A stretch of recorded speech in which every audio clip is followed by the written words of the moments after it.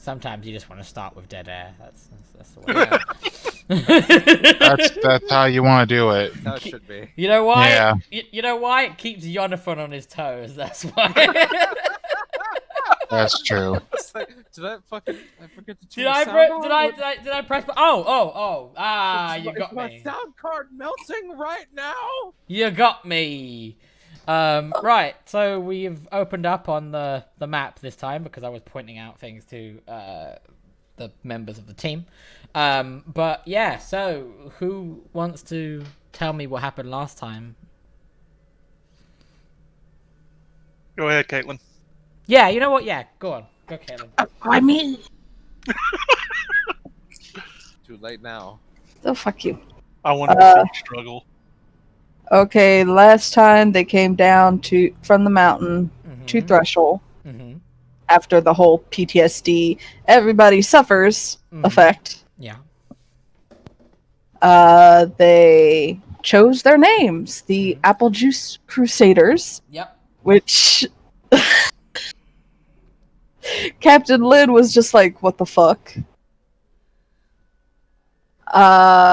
Nerastine found out from Hera that there was accidentally a bit of a soul switch, just a tiny one. The soul transfer.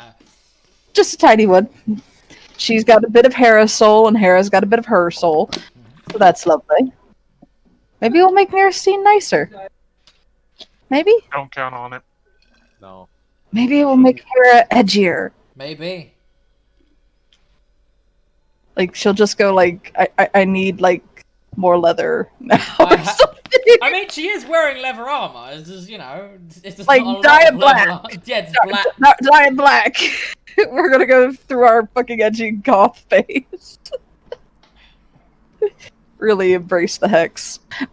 No, that's the edgy goth Hera does exist. It's in another campaign, and they're called Rook. So yeah. That's true. I've seen Rook. Haven't seen them in play, but I've seen their design. Very awesome. Basically the exact same character, to be honest with you. Great Fantasy Strike character. Exactly. Yaxper was pretty much throughout most of the episode.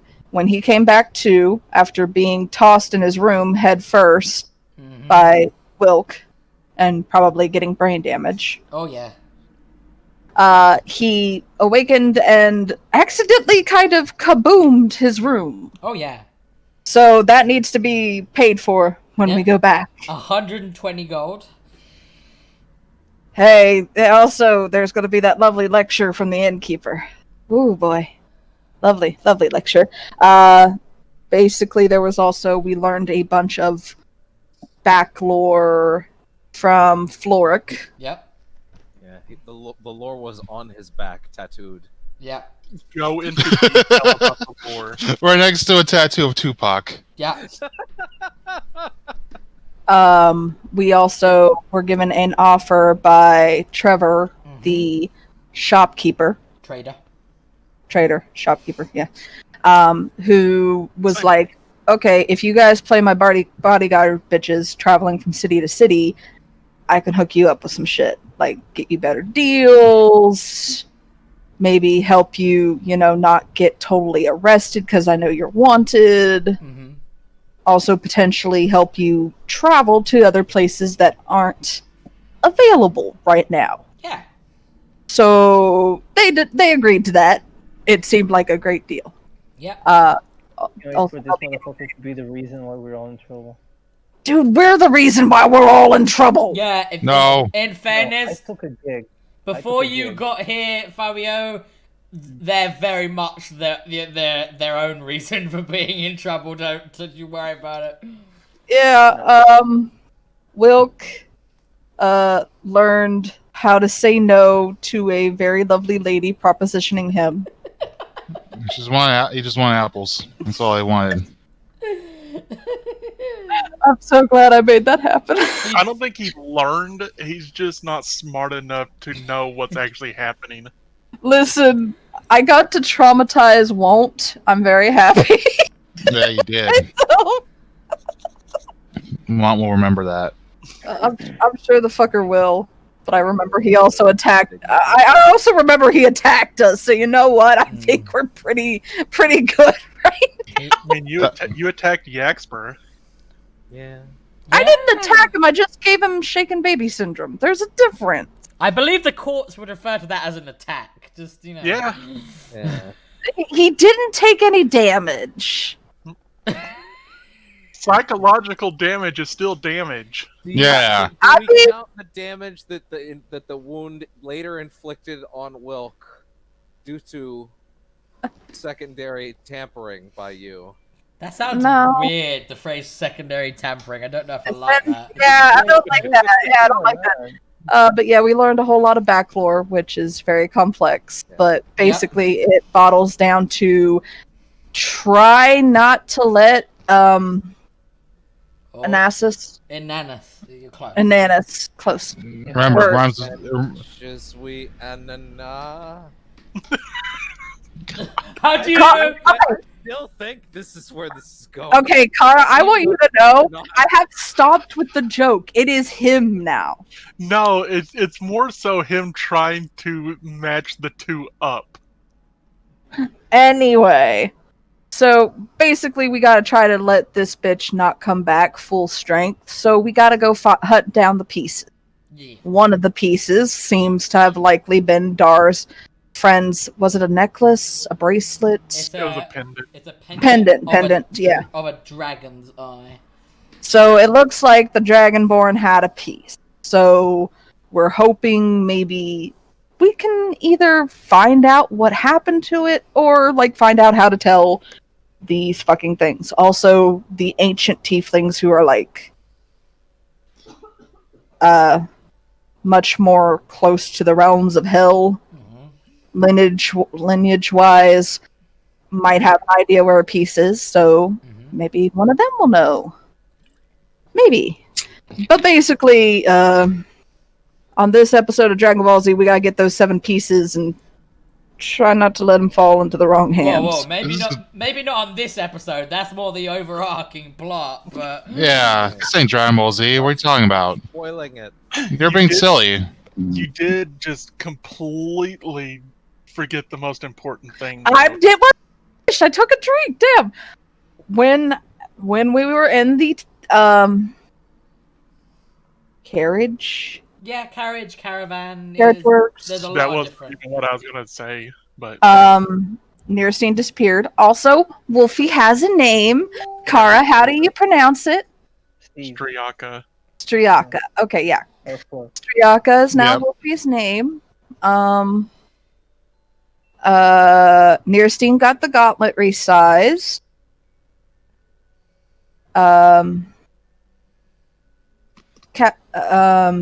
Oxford had a panic attack. I His talked brain. He's always. I having talked a about panic that. attack. Well, his brain had a panic attack. Yeah, I talked about that. The that- room went boom. that was very much mentioned. We went shopping. Yes. I'm Yeah. trying to think. Anything else? Anything else? You forgot Sherwilk and Wonson.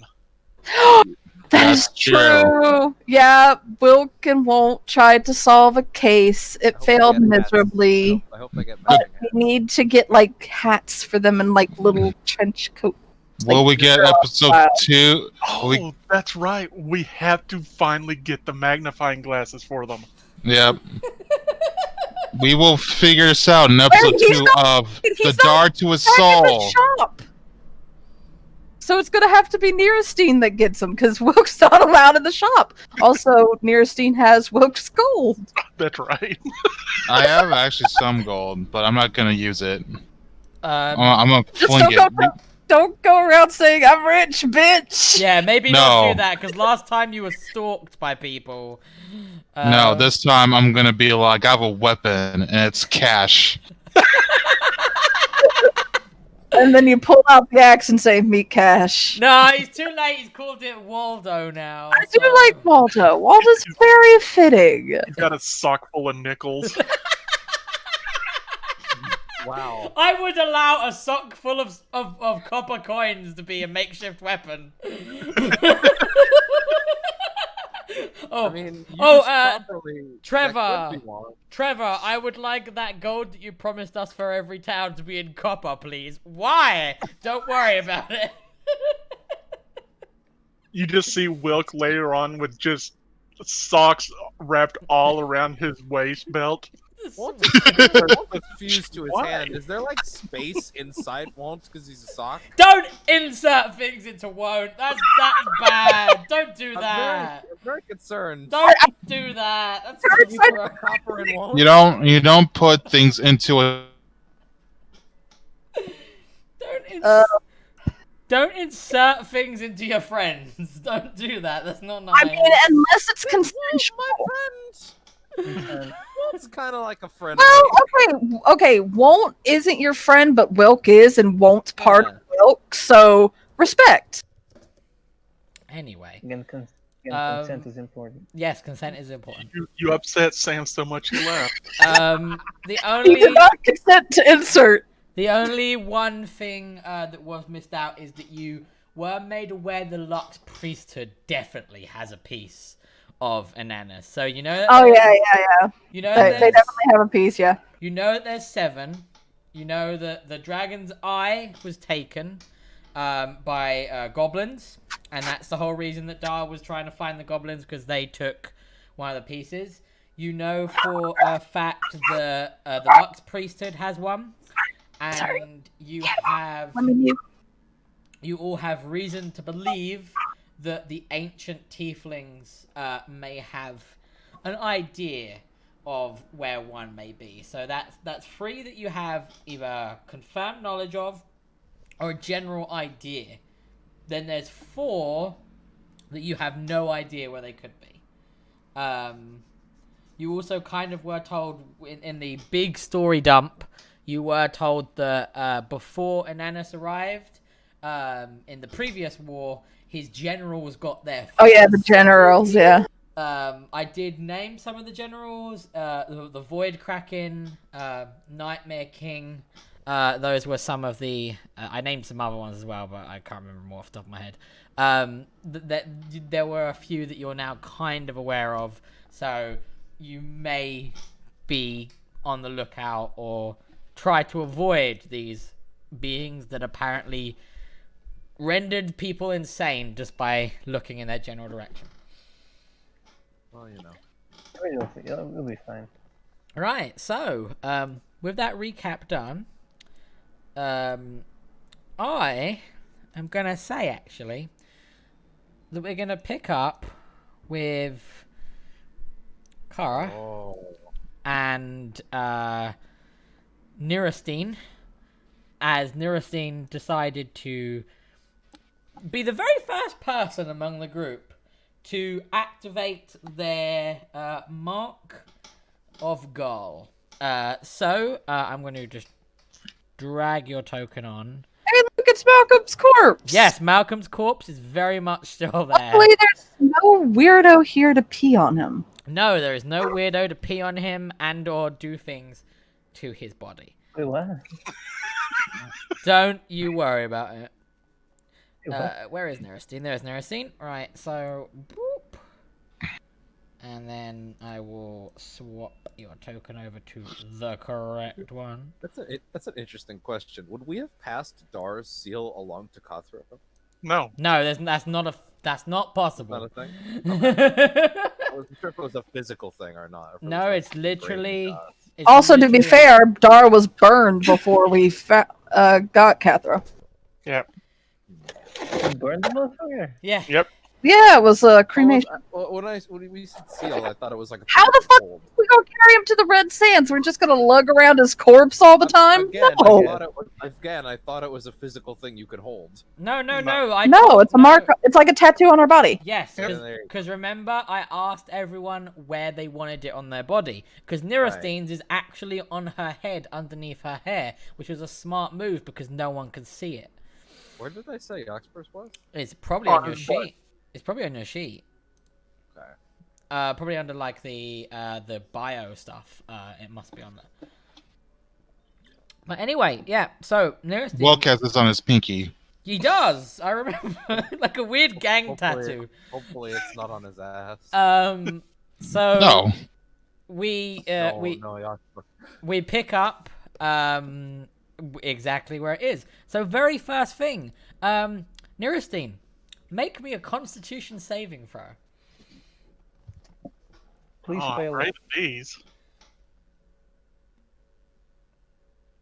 Yep, actually you're all right. So in a flash of light, you disappear from where you are, and you reappear in the very dark and dingy tomb that you know is where Gol resides. You appear, strange enough, exactly in his room, upon the giant arcane sigil that you all saw when you were in there. As you do, you get a very bad stomach ache, like your stomach tenses up for a moment, and you feel like something's going to happen, but you manage to pull yourself back and calm yourself down and get over the initial shock and sick feeling of being transported through time and space. As you can see, the moment you get off into the room, you will notice that there are a few key differences since the last time you were in here. The last time you were in here, it was literally just Gol and you guys. Actually, it's no longer just Gol. You see that there are now a bunch of Skelly boys in there. 4 of which are very specifically on each kind of corner of a formation around the teleportation zone. What do you do? As soon as I teleport in, I'm like, I kind of blink in the situation because we were told that there could be an uneasy sensation when using it, and I steady myself once I'm here, make sure my stomach does not betray me before I look around, and I noticed that there is a skeleton crew around, and I look at them to see if they're aggressive in any manner once I've arrived. Nope. They seem to just be standing there on guard. Their weapons are drawn and they have their shields up, but they seem to be paying no attention to you. You do vaguely remember being told by Gol that the mark on you kind of acts as a safeguard from his undead, so that they know not to attack you. You haven't actually experienced any proof up until now that the mark worked in that way, but you kind of seem to feel, now that you're in this place surrounded by his skeletons and they don't seem to pay any attention to you whatsoever, you feel like, okay, maybe what he said about the mark is 100% accurate. You know that it only works for his undead, though. Okay. I step off of the circle, and I look around for him, and I call out for him to see if I can locate him, because there's currently a giant dragon skull in my way. Roll a perception check. Okay. Excuse me. You kind of faintly see that there are skeleton individuals all over here. There's one down here. Seems to be 2 over here, and you see some skeleton individuals over here. By the books. You can't quite make out which one's Gol particularly. Maybe you're just a bit hazy from the teleportation, but you can't quite make out which ones. Okay. I just continue to make my way deeper in to see if I can get a better location of where he is. I would check his coffin for the AK so I can steal it. No. Investigation. No. Okay, so you look in the coffin, and you don't find the AK, sadly. But you do find a series of notes that seem to be scribbled all down in a bunch of different languages. But what you do notice that on the first page, it says, written in common, one of the only bits that is written in common is "No bones about it, the biography of Gaul the Necromancer." Nice. Steal it. I do want to say, if this campaign, listen, if this campaign doesn't end with an AK-47 in Neurostein's hands, Didn't even have to get our AK. Didn't even have to get our AK to kill the God Dragon. I really wanted to end with just Neurostein with that AK-47. Oh, Just blasting a fool. I have some very interesting things planned out for the end. There are several planned kaiju fights, and I can't wait for Sam to see them. Thank God. Anyway, so yeah, you find the notes that appear to be his biography, but you don't see him yet. I put the notes back, and I sighed deeply. And it's like, why did I have to sign up with someone who thinks that is a good title for anything? Like, I didn't know I was gonna sign away to someone who thinks puns are funny.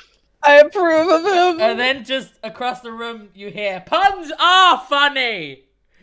Yeah, why couldn't Sierra get gold, man? And you could easily tell from the shout over that Gaul is very much over here, writing down some things in books and reading, and he just Writing sequel to my biography.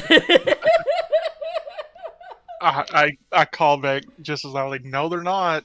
Yes, they are. No, they're not. You just have no sense of humor.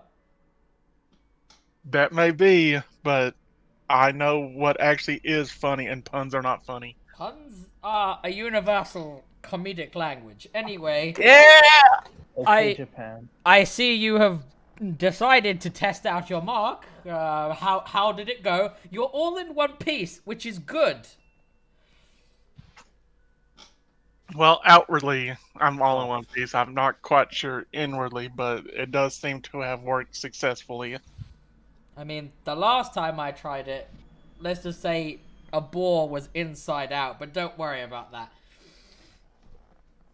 Oh, I guess it's a good thing I traveled in this form. Well, I mean, the fact that you're alive, it's good. It works. That proves that it works. Yes. That boar must have been delicious. Anyway, what, I see that you haven't brought the others with you, so what can I ask, brings you, back to me? Well, there's been quite a bit of stuff that's happened since we were last here. For starters, Dar's dead. Oh. You might find that odd since he didn't assume his post here as jailer. No. Technically, his soul, while he agreed to the job, was still technically tied to Vera, so when it comes to Vera's legal ownership of his soul, and my... a god and me, just while I'm powerful, I'm not able to beat a god in the terms of possessing ownership of one's soul. Well, that's the funny thing. He didn't end up with Vera either. What did he do? We're not quite sure, but apparently during a drunken night of revelry in Threshold, he sold his soul to another god. Of course he did. What did he get for it? We have no clue. He didn't realize that he did it. Well, he didn't get a resurrection, did he? Nope. Wait, did he get something? Well, Speaking. You don't know, but if he sold his soul, he would have sold it for something, you know? Anyway. We kind of figure he's probably too stupid to have bargained for anything, Well, especially in a drunken state. Well, I mean, technically, it still has to be, something has to be given. It could be something small, like a meal, or a pile of gold, or something huge, like, you know, a resurrection, or a rebirth, or a cloned body of yourself. You know, there's loads of things that you could technically get for your soul. Your wooden wife to be made real? Darlene came to life and became a real girl. Well, it's Instead of just a body pillow. it's kind of too late to find those things out. I mean, well, I guess not too late. We can still, if we wanted to, track down his soul and find out if we really wanted to, but we kind of like burnt his body. Aww, We cremated it. I could have used that. Well, you're gonna have to take that up with Insira. I mean, you could have just activated his mark, and then I could have used his body. Well, yeah, but Insira felt like he needed a traditional death, despite the fact that he never acted like a traditional orc. So, there you go. That's how it goes. He could have cleaned my statues. He could have. There's always the Dar man. Snowdar. I mean, Snowdar, yeah. we have his ashes. If you can do anything with that. No, not really. I mean, once, I mean, I could try to resurrect him, but like, to be honest, that's gonna use a really high amount of energy. I'm gonna have to use a really big spell slot. True resurrection isn't cheap, you know, and then if his soul's in possession of a particular god, he might not actually come back. You might just get a weird hollowed out version of him that has memories but no soul. That would still be better than the actual I mean, it'd him. still basically be the same kind of person, to be honest with you. All I'm saying is that there's not really much I can do with his ashes unless you're prepared for me to perform true resurrection upon him. Okay, well. And I Would would you be not able to- do that for free. Yeah, I figured as much. Would you be able to find out, by chance, using his ashes to find out who he may have sold his soul to? No, that's not how that works.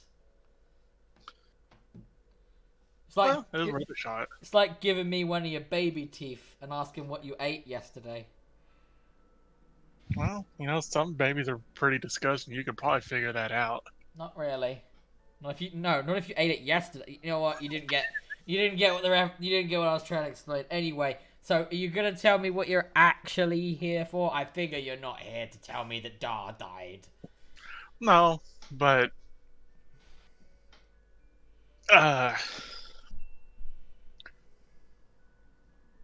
people are being blocked off from their abilities and from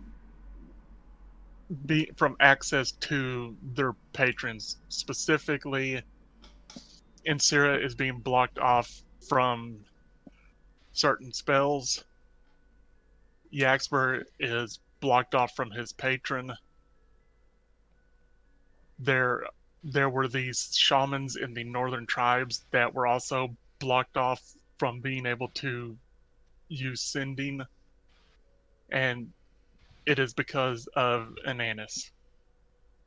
I'm guessing. Wilk is blocked off from apples. Please give apples. I'm guessing. Ba- Go on.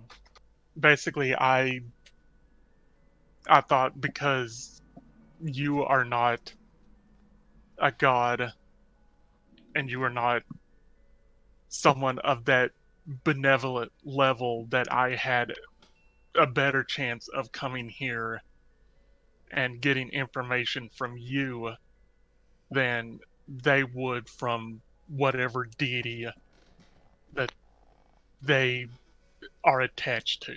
That's true. I'm not a god. Yet. Yet. Right. Hmm. Hmm. Hmm. Hmm. Hmm.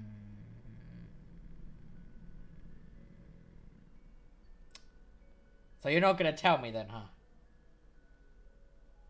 Tell you what. I mean, technically, I could make you tell me.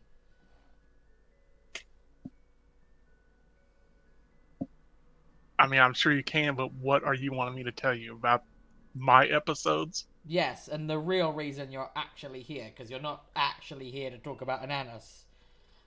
Well, I mean, I kind of am, but yeah, I did have a major episode when Ananas's advocate made themselves known, Mm-hmm. and it was as if seeing a million dead, just their souls just screaming out in agony, and Mm-hmm. I could not stop it. There was nothing that I could do. Did you And try telling them to stop? I've tried to communicate with Hera, who you've met before when they were in a similar state before, and they are non-communicative. Answer me They this. just Were they cannot be dead? reached.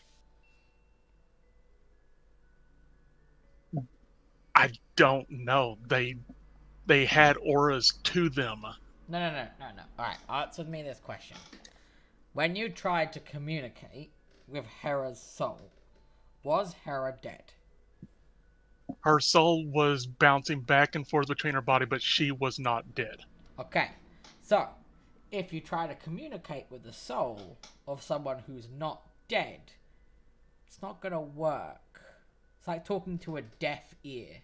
It's not gonna hear you because it can't hear you. You can't communicate with the soul while the body's still alive.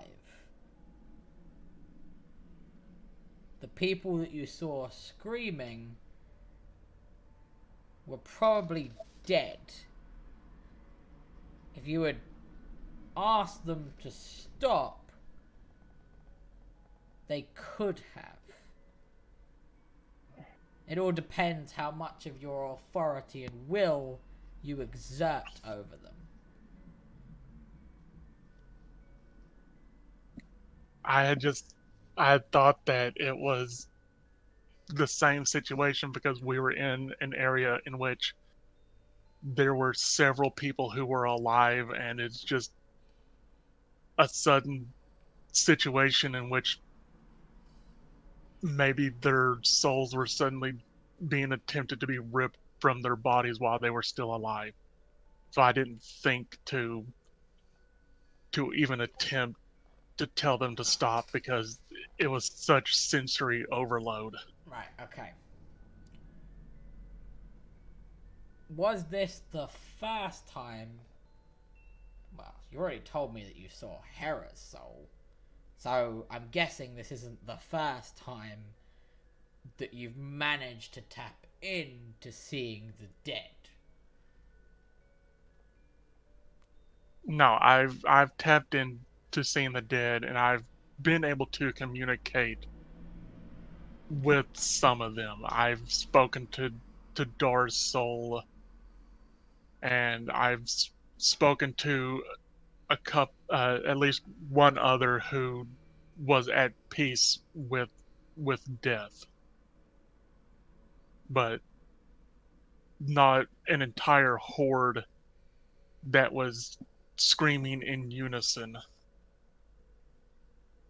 Well, next time, if you're presented with such an opportunity, it's a good test of your increasing abilities to see whether or not you can ask them to stop. And if you can't ask them to stop, try demanding that they stop. By being able to actually tap into the plane of death itself, it shows that you're naturally increasing in your connection to the other worlds. The next step is to try communicating. And you've already done that. You've spoken to Dar and some other person, I don't care. But you've spoken to people, which means that you're on the same plane as them and able to communicate with them. The next step is seeing if you can actually enforce your will upon them. Think of it this way. A necromancer, any old necromancer that got his little degree in necromancy, can exert their will over a corpse. It's actually not that hard to exert your will over a corpse. It's simply willing the little tatters of a soul that remain in the body to get back up, to walk around and to do your will. To actually do the same thing, but to a soul. Well, that is what separates little baby necromancers from liches and dreadlords. If you start to be able to enforce your will upon the soul and get the soul to communicate with you or to act for you, then you know that you're truly progressing. I'm surprised you didn't try to reanimate Dar just as a test.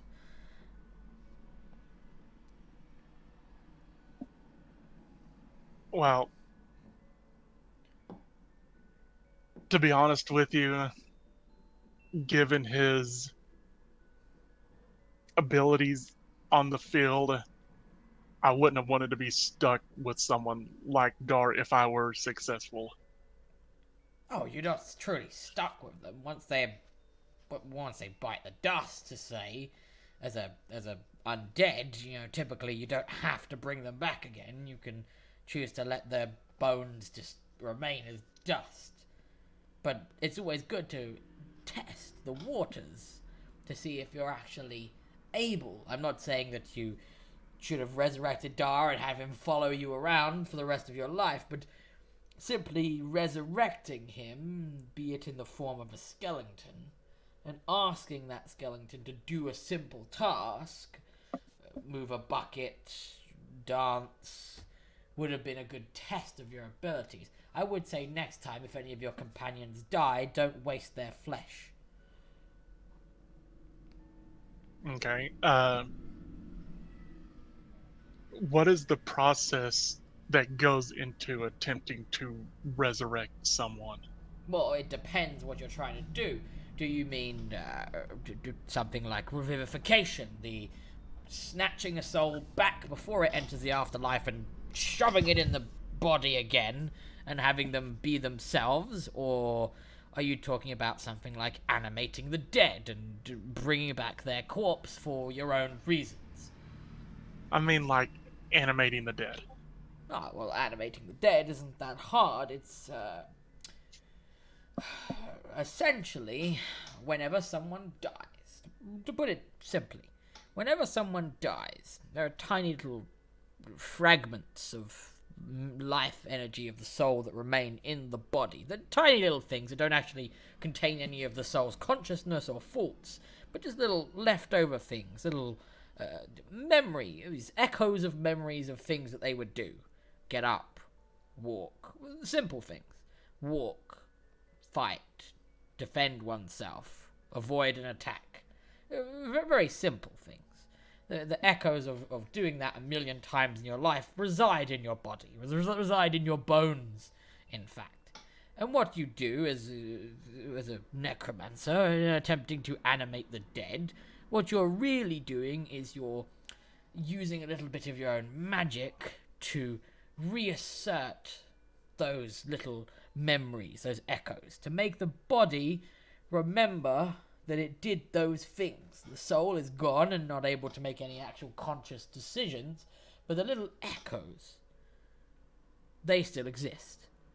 And when you tell or command a skeleton, fight, what you're doing is you're using your magic to send a little spark to that echo of the body that remembers that that body used to fight. You hit the spark, and the spark reignites with your own magical energy, and they fight. It's why a skeleton can't do a complex task. It's not the dumbest creature in the world, but it's not the smartest. It can do things like fighting and shooting arrows and defending and simple tasks. But if you ask it to work out a math equation, it's not going to work because there's no echoes of complex thought left in the body. Only echoes of menial, simple tasks.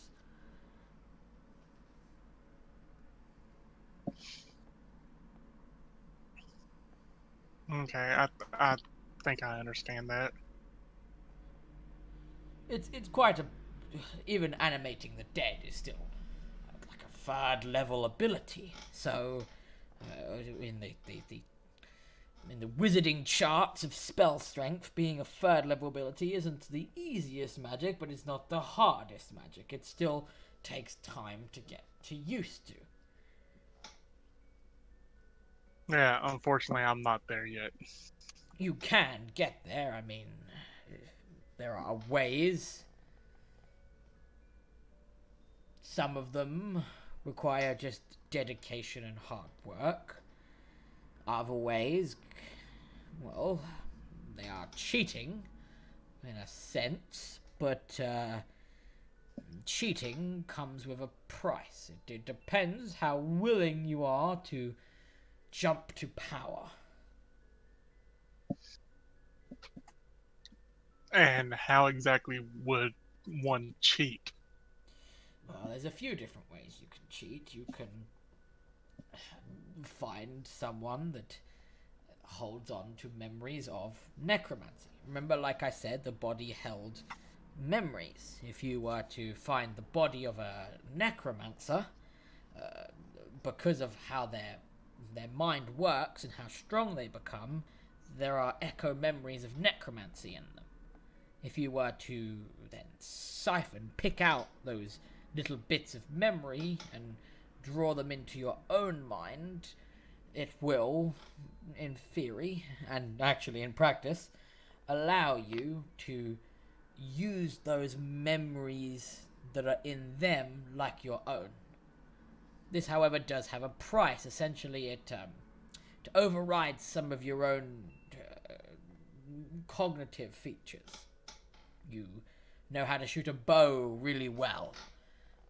Well, maybe if you take enough of these little memories of necromancers and implant them into your own psychic being, that you may no longer be able to shoot your bow as well as you used to, but you may find yourself able to cast spells that you don't even remember learning.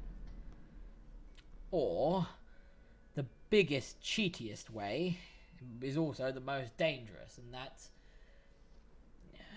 You've spent moments, minutes, perhaps, in the realm of the dead. There is technically a way to drastically amplify the time that you're in the realm of the dead. While you do so, your soul will be out there, in that realm.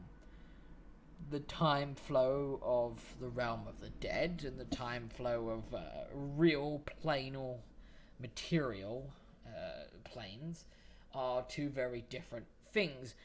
A minute in the realm of the dead could be a millisecond in the realm of reality. If you spend a day in the realm of the dead, it might actually be several days. Wait, no, I've got that the wrong way around. Sorry, old bones. A single day in our world could be several days in the realm of the dead.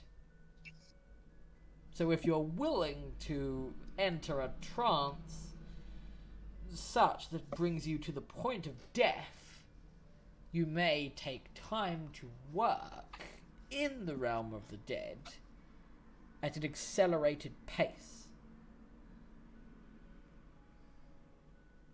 Do you understand what I'm saying? The concepts of the soul and the multiple universes and plane existence is quite a hard thing for even storied wizards to understand, so I can understand if you don't quite get what I'm saying.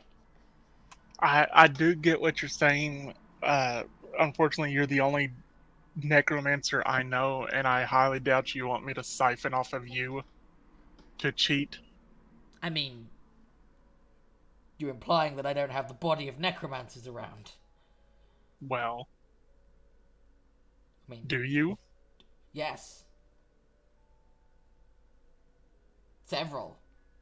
You think no necromancer has ever decided to come in here and try to pick a fight with me? I never gave it much thought, considering the fact that it was such a difficult task for us to get in here. I wouldn't have thought that someone else who may not have even realized that this place even existed, considering how unknown it was to begin with, would have tried to find their way in. Oh, necromancers have tried to find me over the centuries, yes. They're the few people that have actually attempted to kind of get in here. Generally, they have very sneaky ways that try to get around all my traps, or they employ the use of clerics that can wipe them out in a single utterance of their god's word, but all of them seem to have found their way alone towards me, usually leaving one of their companions to die at the hands of beef and cake. Wait. No. Different people. Multiverses. What I'm saying, Neristine, is that people have attempted to get in here, mainly necromancers, and sometimes they simply wish to learn, and I judge them whether or not they're worthy of the tutorship and send them on their way if they're not, or if they simply wish to try to challenge me. I generally accept their challenge in the understanding that if I win, I get their body. It's always good to have around, just in case. In case this body gives up and I can just transfer to one of theirs. Kind of like clones, but different. Less handsome clones. Well, I mean, to be fair, I think you should probably think about switching because that body doesn't look like it's got much time left. I mean, this one is a couple of centuries old now at this point. It might decay sooner or later, but don't worry, I've got a bunch of bodies lying around here somewhere. Probably under vinyl records somewhere. It's a vinyl record. Don't worry about it. Anyway, what I'm saying is that you can either progress naturally over time, or you can try entering the world of the dead itself, or you can make use of the bodies of necromancers to cheat.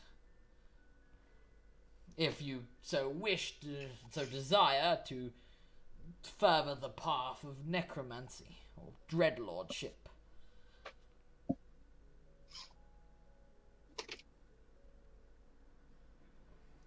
I will say, however, that like I said, if you cheat, there is a price to pay, and that's previous knowledge. Not actual memories, as in I remember my 5th birthday, but more the gained knowledge of skills. You're essentially trading some skills for others. Are there any other risks involved? Not that I've ever experienced. I mean, it does feel weird if you remember that once this is done, it can't be undone. See, when you swap the memories, those previous memories are gone. There's no getting them back. So it's kind of a you do it and then you're like that for the rest of your life kind of deal.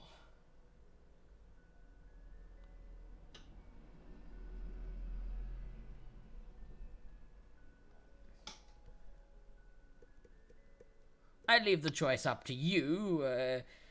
If you so wish, I can go and find at least the skulls. I know I've got them lying around here somewhere of some of the necromancers that have fought against me, and I will imbue their memories into you. But like I said, it will have a cost. Yeah, I think I do want to take that risk. So, just to pull out of the game a second, what I'm basically explaining as a DM is I'm saying that if Kara doesn't want to be a ranger anymore, I am allowing a way to complete class swap. And I came up with this idea just in case that she wanted to do it, or in case anyone wanted to do it. There are ways of doing that. Gala's offered one, which is particularly for wanting to be a death cleric, or a wizard necromancer. You can basically steal bits of leftover memory in the body of necromancers and put them in your own brain to get the skills that took them time and quote-unquote leveling up to get. But in doing so, you forget other things, other skills that you had learned. You can't have the knowledge of being really good with a bow and the knowledge of animating dead, basically, in the same brain, using this. One memory completely wipes the other. Think of it as you exchange one buff for another buff, but you can't get that original buff back because the memory dies when you replace it.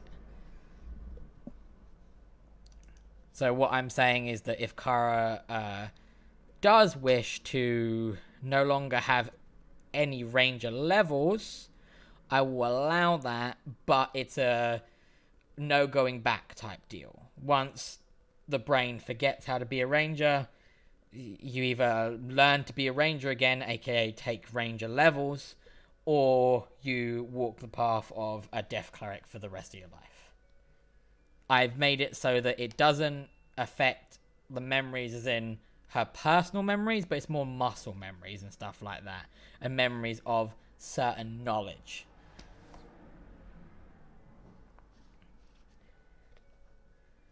Yeah. Alright. So, what Gal does is Gal waits for your approval, and if you say that you agree, Gal, you see him hurry around the place for a little bit. He looks through all his little keepsakes of hundreds of thousands of years of living in this tomb, and as he does, you hear he's shouting stuff and bumbling around essentially. Eventually he goes over to these loot crates over here and starts moving through them. You hear him clunking. Eventually he does shout, I think, right, I've got them. I've got some skulls over here. Right, I'm going to warn you first and foremost. Now, this isn't the warning in the sense of something bad, but just to keep your expectations. When this happens, when I put these into your head, it's not instantaneous. You don't instantly, like that, forget everything and learn everything else. It usually takes a few days to get into your brain, to affect your body and kind of take over. So, don't expect to instantly be able to perform great magics. But just be aware that over the next couple of days, your brain will change, your spiritual essence, to an extent, will change in taking this in. This is me telling you that don't expect to be able to do everything straight away.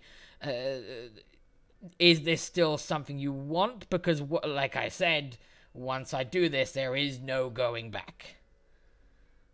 Yes, this is something that I want. When you see him, as he walks over, he appears to be carrying five skulls, each one of a varying varying different type. You can see that there's a very obviously human one. There appears to be one that has horns, so you would actively make out that that's probably a tiefling skull. There is a skull with a very different bonal structure that you would think would probably be an elf skull. And there's a very small skull, and you're wondering, I hope that's not a kid, but you're probably more realistically thinking that it's maybe something of a smaller race, perhaps a halfling or a gnome. And then there is a much larger one, which you would think maybe is an orc or a half-orc or something like that. He lays them out all in a line here. And then once they're all laid out, he asks you to come over and just lay down a moment on the ground so that he may perform the ritual. He asks you to stand, to lay down in any of these spots is where he's gesturing to. Okay. And I lay down. Okay, so you lay down, you make yourself prone. Gol takes each and every skull, one at a time, and he brings it up with his hands, and he mutters a series of words that you don't fully understand, unless you know you don't happen to know the language deep speech, do you?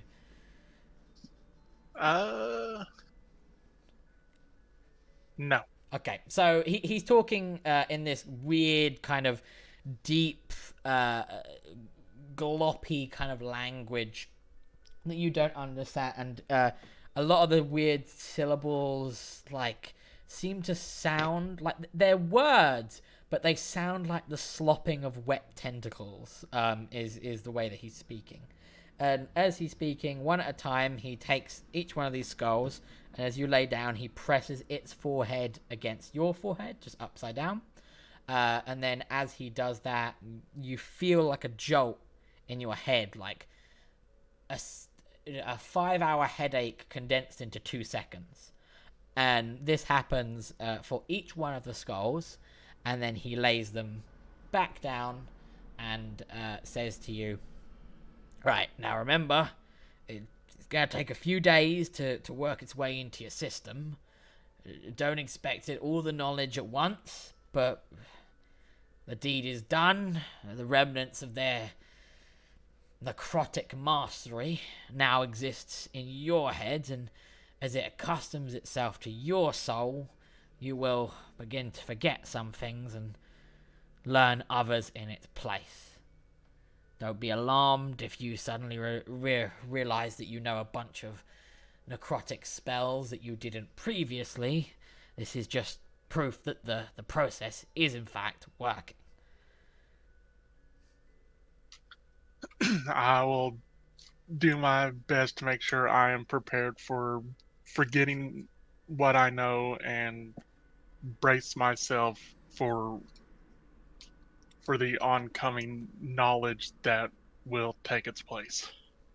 Just remember that it can be a bit of a strange sensation. I'm just going to warn you of that right now.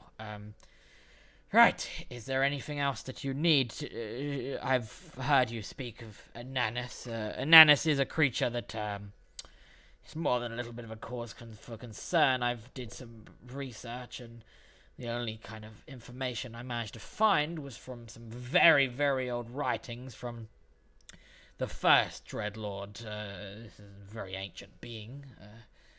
They made mentions of it, and something called void creatures, beings from interdimensional space.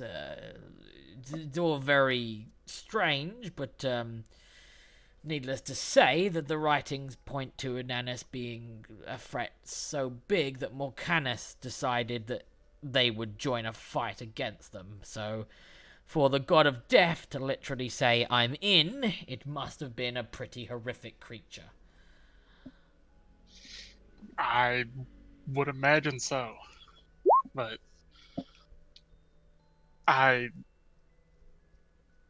thankful you at least did some research on your own, because that was one thing I was going to ask you, if you did have anything at all as far as research or information goes in regards to Ananis that could have been of any use. Well, like I said, I found some parchment from the very first Dreadlord, indicating in bits and pieces. One of the key points that was mentioned was I don't know if it'll help, but the Void Dragon had 5 heads. That's a very particular piece of note. Each one of these heads were extremely powerful on their own, but the fact that there were 5 of them led to a lot of problems. Beams from this creature's mouth could decimate entire countrysides, and that's what I've managed to decrypt. What you have to understand is that the language that the original Dreadlord wrote in is the ancestral language of Common. It is not an easy thing even for me to decrypt. I may be very, very old, but my knowledge of the base Common that all other Common descended from is still not complete. If I manage to take time to work out the rest, I will attempt to inform... Ah! That reminds me. Where did I put them? Oh yes, I put them over there. Hold on. He darts over to the other box, and he moves around a moment, and then he comes rushing back, and in his hands you see he's got a series of very, very odd and old looking stones, and you're a bit perplexed because you're like, why is he holding a bunch of stones? 3, 4,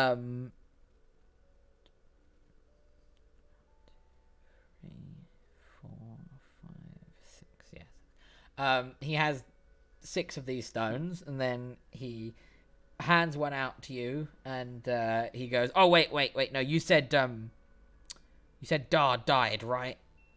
Yes, but we did come across a new companion along the way that has joined us. We have just yet to be able to bring him here with the possibility of getting his own mark. Oh, okay. Well, if that's the case, use this. Do you know what this is? Have you ever seen one of these before? I don't know. Have I? Roll history or arcana.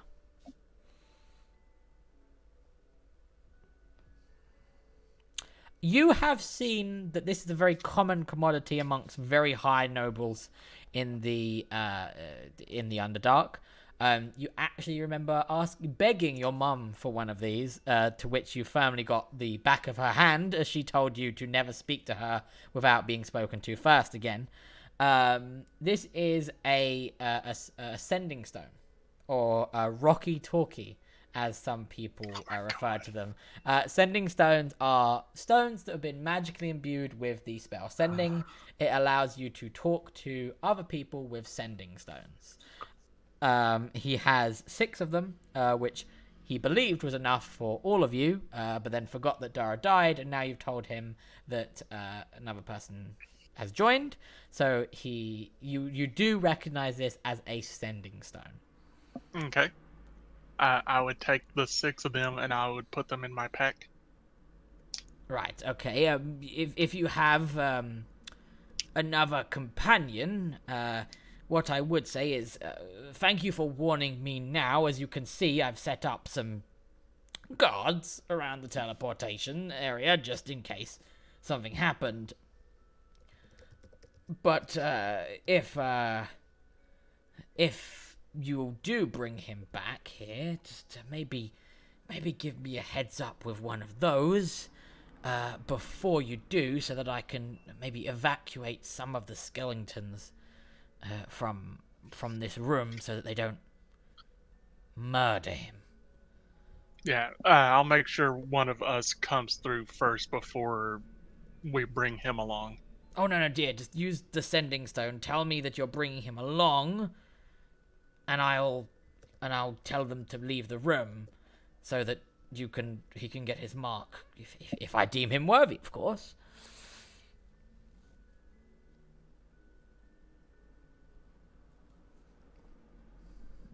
So yes, you now have in your possession 6 sending stones. I have put it in the Discord chat of exactly what a sending stone is and how they work. So, but the very basics of it is there is a spell called Sending. These are stones that have been imbued with that spell. You can use Sending to contact another person who has this stone. Now to fuck with Caitlyn and just act like they're static all the time. I can't hear you. Speak into the rock. Speak into the sorry. rock. I'm sorry. You speak after a beep. Beep. Beep. I'm sorry. I've not got any Wi-Fi. What? Yeah, you heard. Oh no.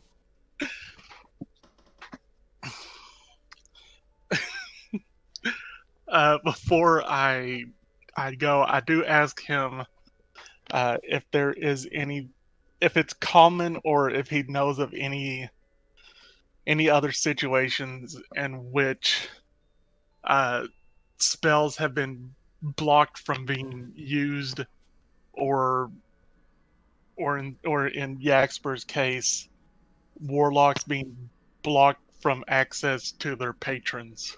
Well, the blocking of spells actually is not entirely uncommon. You probably are aware that there is a very well-known ability called Counterspell. Yes. But to block off access to a patron, that is, to coin a phrase, on another level. And to block off, you said that Thera tried to use Sending, and you said someone else tried to use Sending?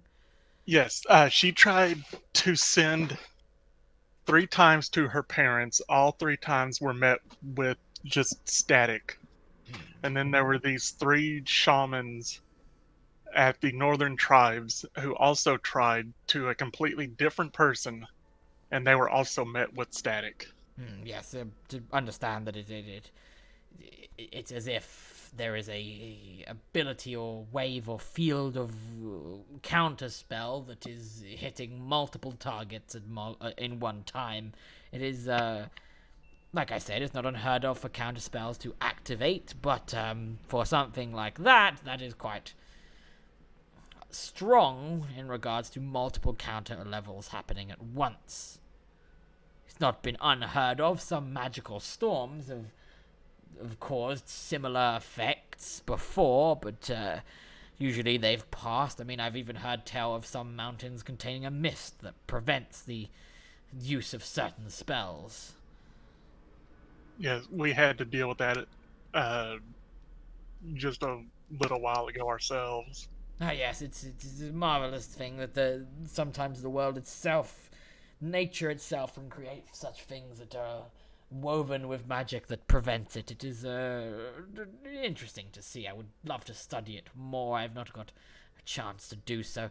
But the thing that worries me more is the blocking off of access to a patron. Perhaps some kind of mist similar to that on the mountain is forming between this plane, this dimension, and the dimension of the individual's gods. It's not out of the realm of possibility, but it is incredibly strong.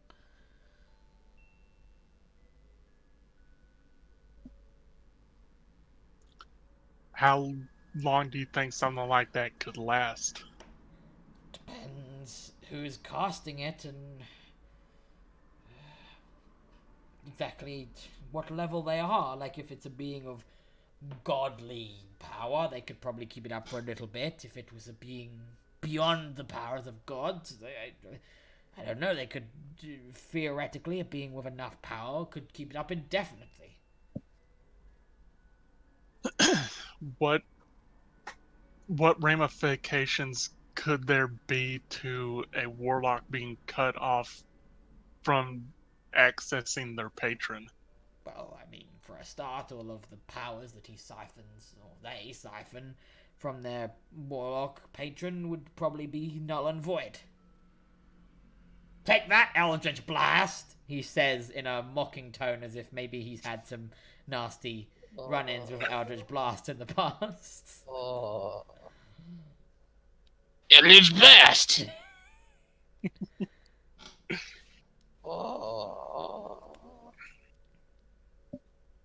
It's gonna be funny if Insira can still do Eldritch Blast, but Yaxper can't. It all depends, like I said. Remember, most warlocks get all of their innate abilities from their god. To be blocked off from their god means that they do not get any of their abilities. The same goes for clerics and paladins. Okay, well, I guess I gotta go back and find out what, if anything, he can do, and if he's gonna be of any use to us heading forward in whatever it is we've got ahead of us with Ananus, because his body is always useful, never forget that. Oh, that's true.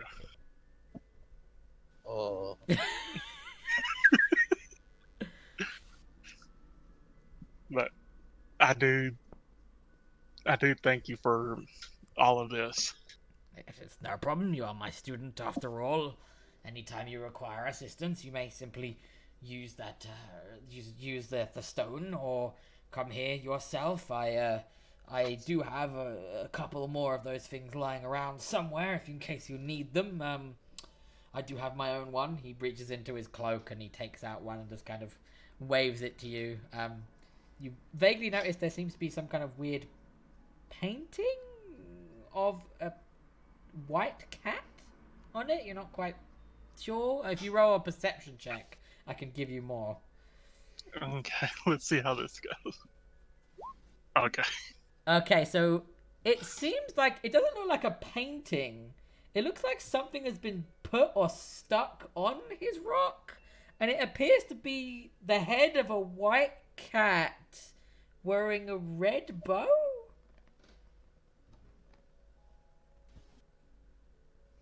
I don't even know if I want to ask. I mean, you can if you want. What's up with the cat? Say hello, kitty.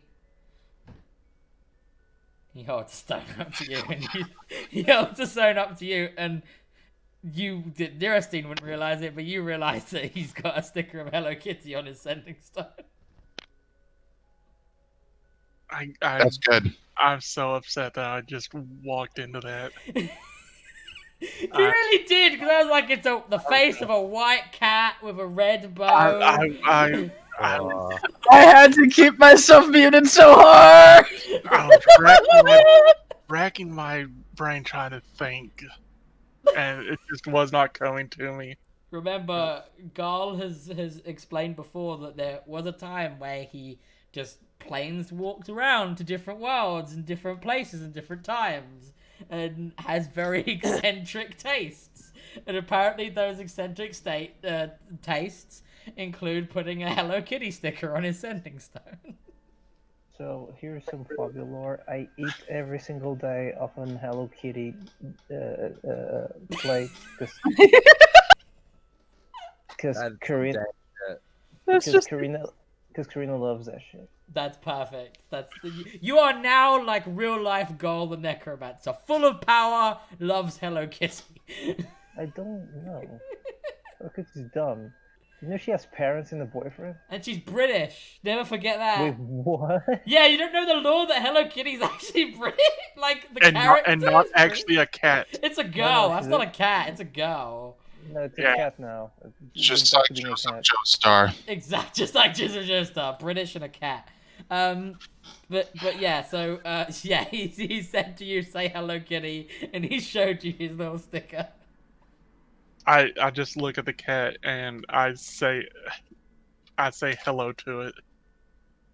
Yes, I like it. I'm glad. It's a nice looking cat. It is.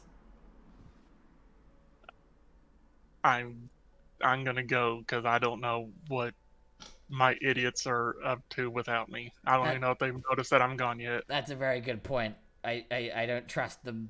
It's almost been like an hour. I don't trust what they've done on their own. Anyway, you feel free to use the teleporter, obviously, unless you want to take the really long way back to them. No, I don't think I'm going to do that. I will take the teleporter. Go and activate the teleporter. And that has been episode 2 of The Dart to His Soul. And you are lucky. I rolled the d20 to see if the teleporter malfunction or breaks, and it has not. It is fine. So, Neurostine, you get to poof away, and now I will bring us back to... I'm going to have to do some map hopping because it won't let me just put the thing all the way back to where you guys are. So you're going to see a bunch of maps. Hey, remember this map? I remember that map. Oh, I remember that map. We all remember that map. Oh. I remember that map. I don't remember this map. Yeah. This is new. I remember this map. I remember that map very well. So you were actually... Oh, I need to take you back, because you were in Fresh Hall / leaving Fresh Hall, so... Yeah. Oh, fuck, where's Fresh Hall? Oh, yeah. I have Why am I here again? Oh, God. Oh, no, not again! Oh, hey, there you are. I was beginning to... Oh, no. You try to speak to the Seeker, and all you see... Oh Lord, we're back at this oh my God, look who it is! All you Seymour! Oh no! Oh, what the fuck?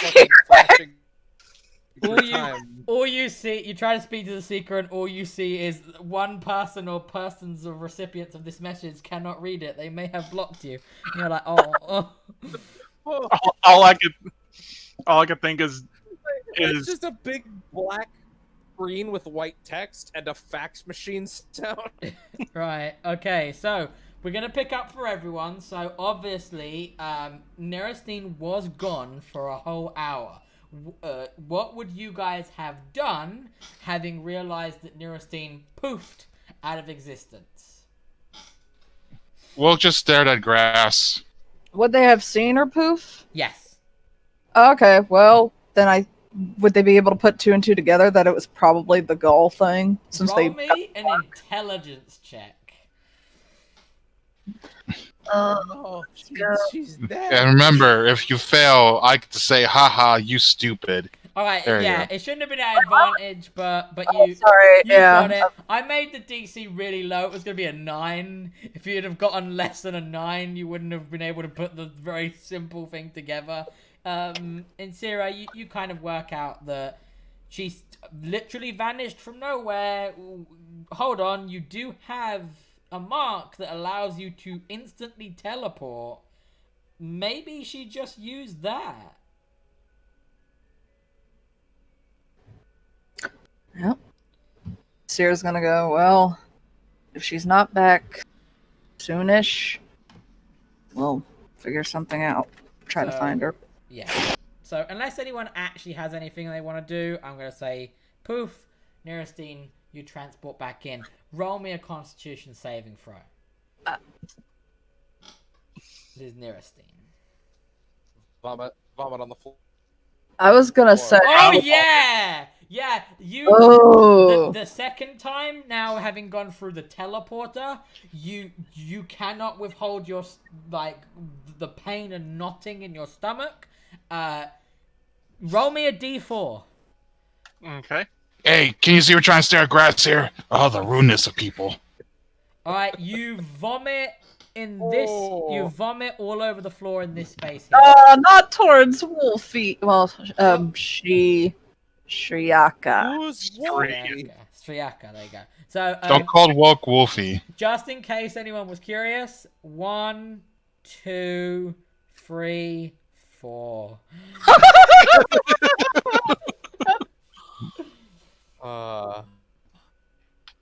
Hey, what's this green mist? I was curious. I was gonna make it Striaka, but then I was like, no, Wilk's right there. Wilk. Listen, the wolf's been through enough today. Woke just want to look at grass. So, That's all he wanted to do. So yeah, I poof back. And you And- vomit all over the floor here. It's far worse coming back than it is going. And I'm I gonna take have it Trevor's probably left us, right? No, Trevor's still there. He's been musing with Hoot during the hour. He's kind of taken to talking to Hoot about different things, mainly trade. Like, you get a bit bored because it seems like he's talking about trading and trade embargoes and percentages on tax and just a bunch of business talk that Hoot actually seems to be quite knowledgeable in, or at least you think he is, because he's continuing on the conversation and seems to actually be intrigued in the conversation. So you assume maybe he actually knows what he's talking about. And Sarah would probably like to talk to Floric one-on-one in a little bit. That's okay. Yeah, that's not a problem. So, but let's just go to so Neurostine, you've Neurostine, yeah. arrived. You've done the big vom. What are you gonna do now? Or Shriaka. I wipe my mouth and I cough up a bit before taking my water skin and rinse out my mouth and spit it out, and I turn around and I see Wilk. Would they notice she's back? Wilk, 100%. No, you know what? Wilk said he was enjoying the grass. Sam, Yeah, he was. Roll me a perception check. I hope he fucking fails. I hope so too. If he wins this, I'm gonna be so upset. Oh yeah, he does. Fuck! Out of the corner of his eye, he sees the drowned Neurostine has appeared and completely vomited all over the grass.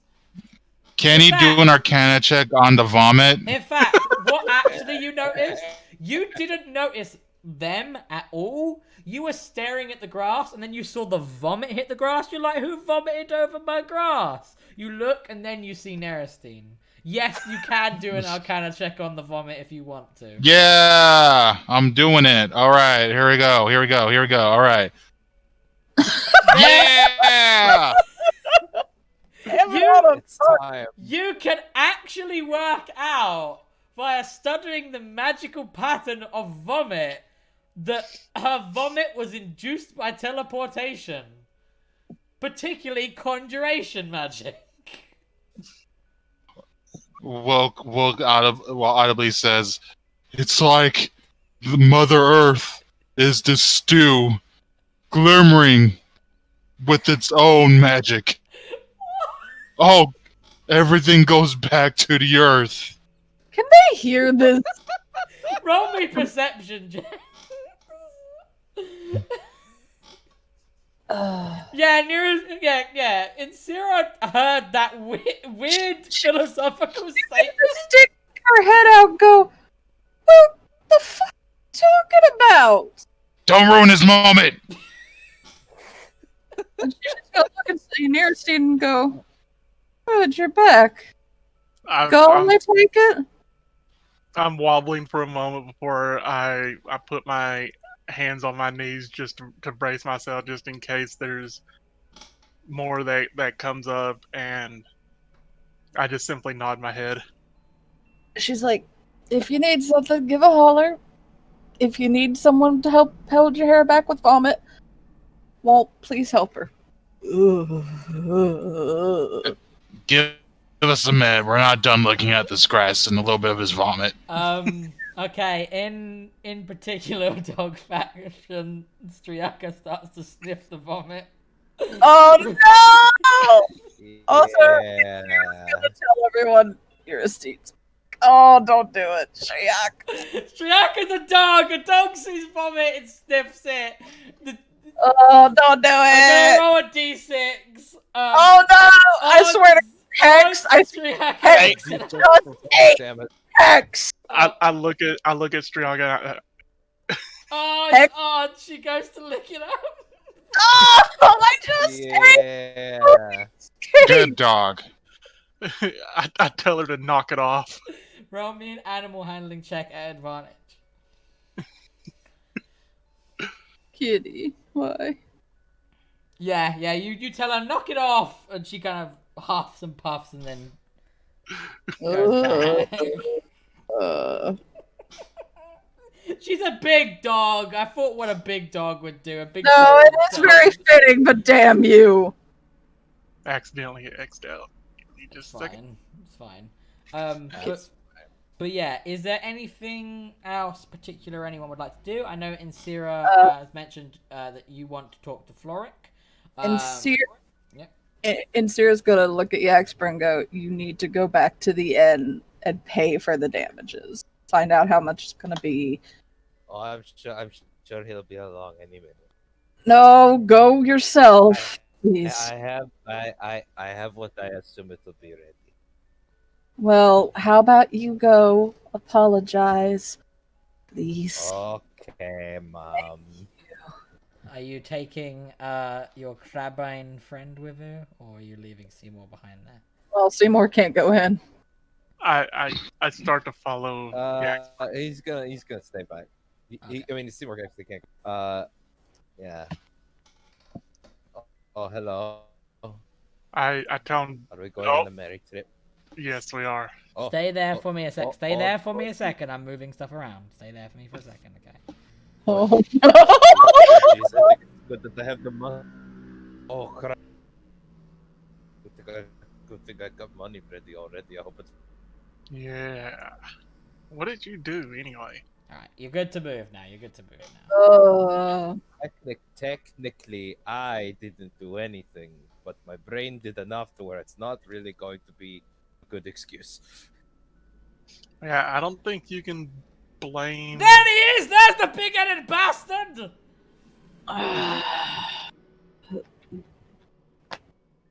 damn it all to hell. You, mid-speech, just as you would, he's shouted out, pointed you out, and a bunch of guards decide to make their way up to you. Hello. How is everyone's day going? My day was going fine until you decided to do this. This establishment owner has decided to tell me that you decided to wreck 2 of his rooms. Oh, it's 2. Oh, jeez. I'm not going to try and shift blame. That was definitely on me. Tonight it was on you, you big-headed bastard! I'm not denying this. I've prepared some money in a little pouch. If I need to give more, you let me know, and I hand it over. It's got 150 in it. Right. Okay. Well, how much? He opens it up and he looks 150, and he looks at the dwarf and he goes, 150 cover it? He goes, bloody hell, no! It was 2 rooms. 250. That's okay. Okay. Let me go get the rest. It's in his pocket, but he has to reach it. Okay. Yeah. He hands over the next 100. He reaches in his pocket and Eldritch Blast. No, he reaches into his Oh pocket. god! It's fucking whoop ass on you. He reaches into his pocket. You know what fucking FF7 when Rufus throws the coin and shoots it with the shotgun and it rebounds? He throws the coins in the air and Eldritch blasts them and he hits them like a fucking rocket. I thought he was gonna do, let me go in my pocket, takes out middle finger, Misty Step, disappears. Yeah. Eldritch Blast is the equivalent of pocket sand. Magic invisibility. Just invisibility. Actually, I already used the invisibility. Though, so I couldn't even do that. Yeah. So do you take another 100 gold out and give it to him? Do you hand over 250 gold? Is what I'm saying in total. The expert says no. Yes, he does. Devin? I think you're cutting out a little bit. I said, do you hand over 250? Am I cutting out for anyone other than him? Because everyone else seems to be here. I seem fine. No, you seem fine to me. Okay. You're fine. So you hand over the gold, correct? Yeah, give me half a second. Okay.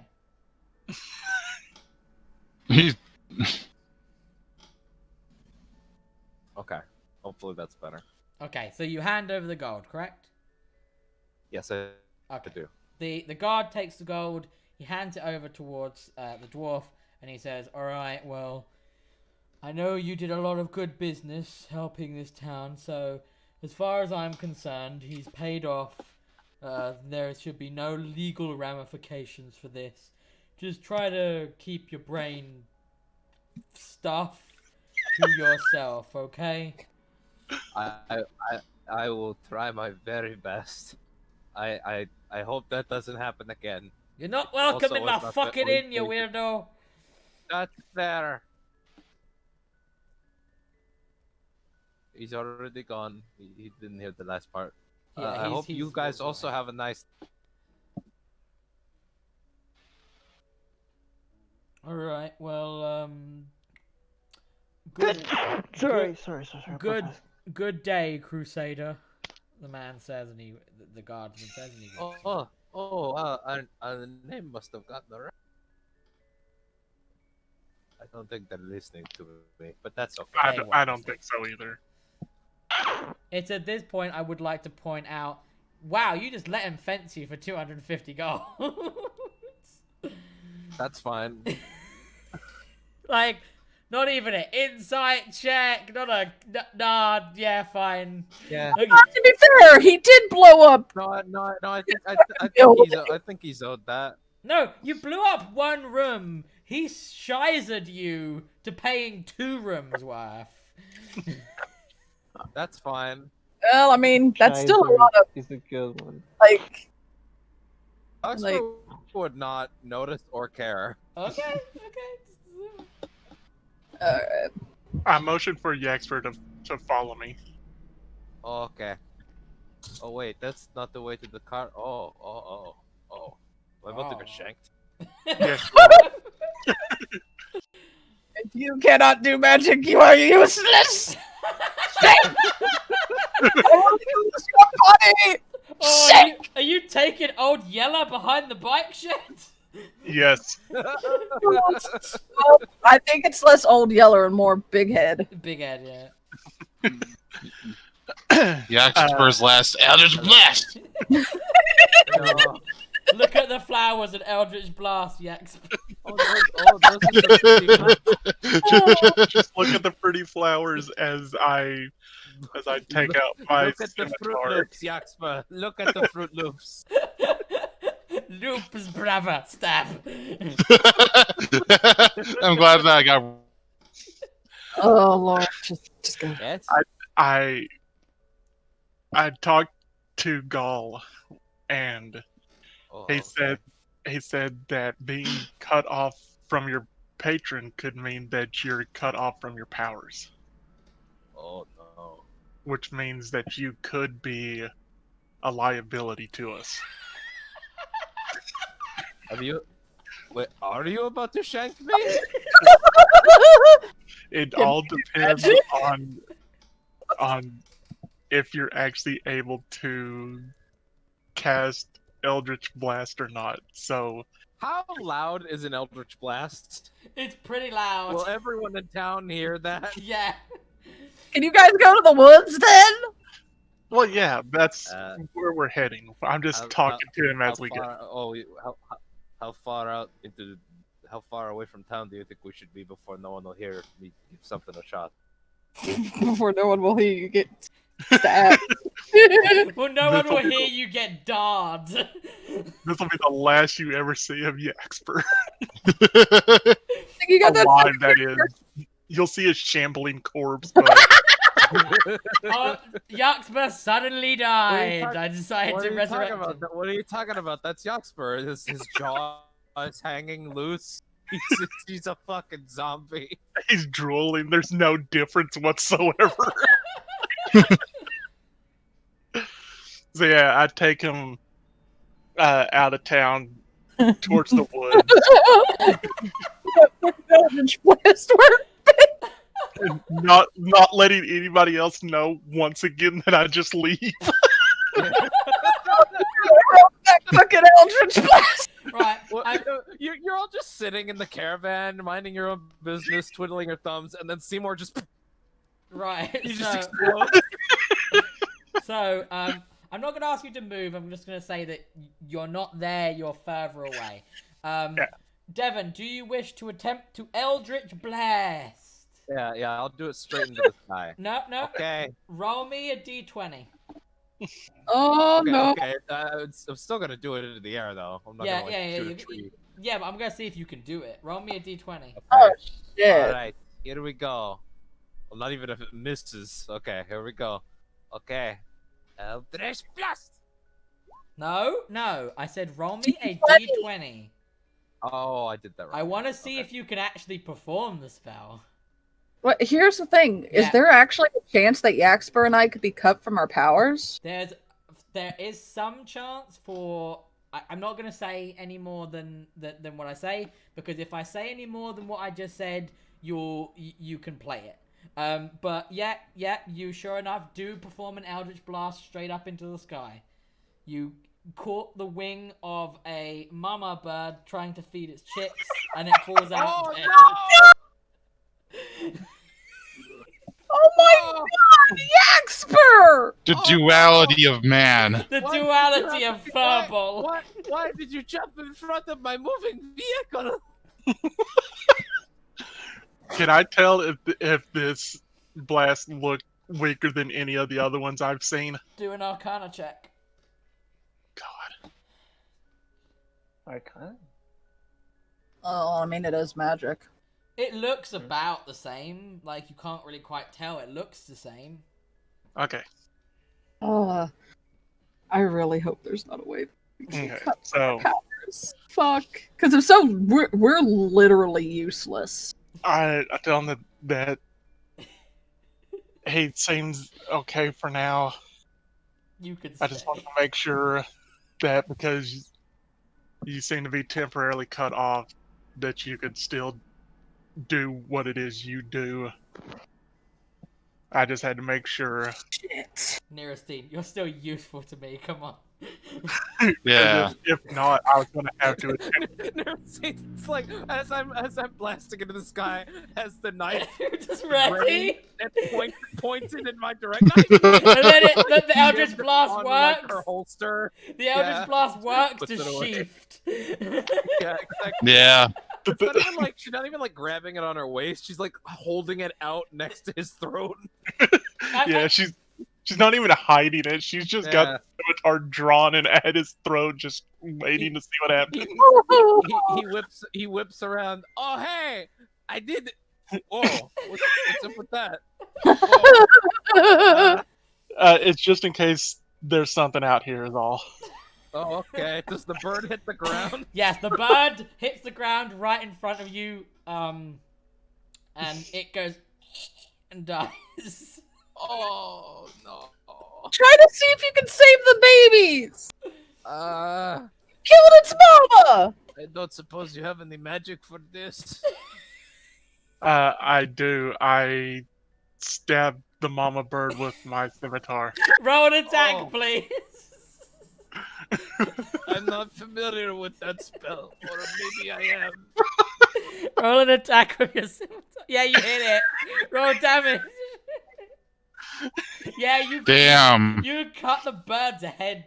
Like, you angle it just enough to just get the head off. Oh! Babies better live! Nerastine then plunges her dagger into Yaxper as that song from Kiwami 2 starts playing. You would notice, however, that half the bird's been cooked by the Eldritch Blast. Oh. Anyone hungry?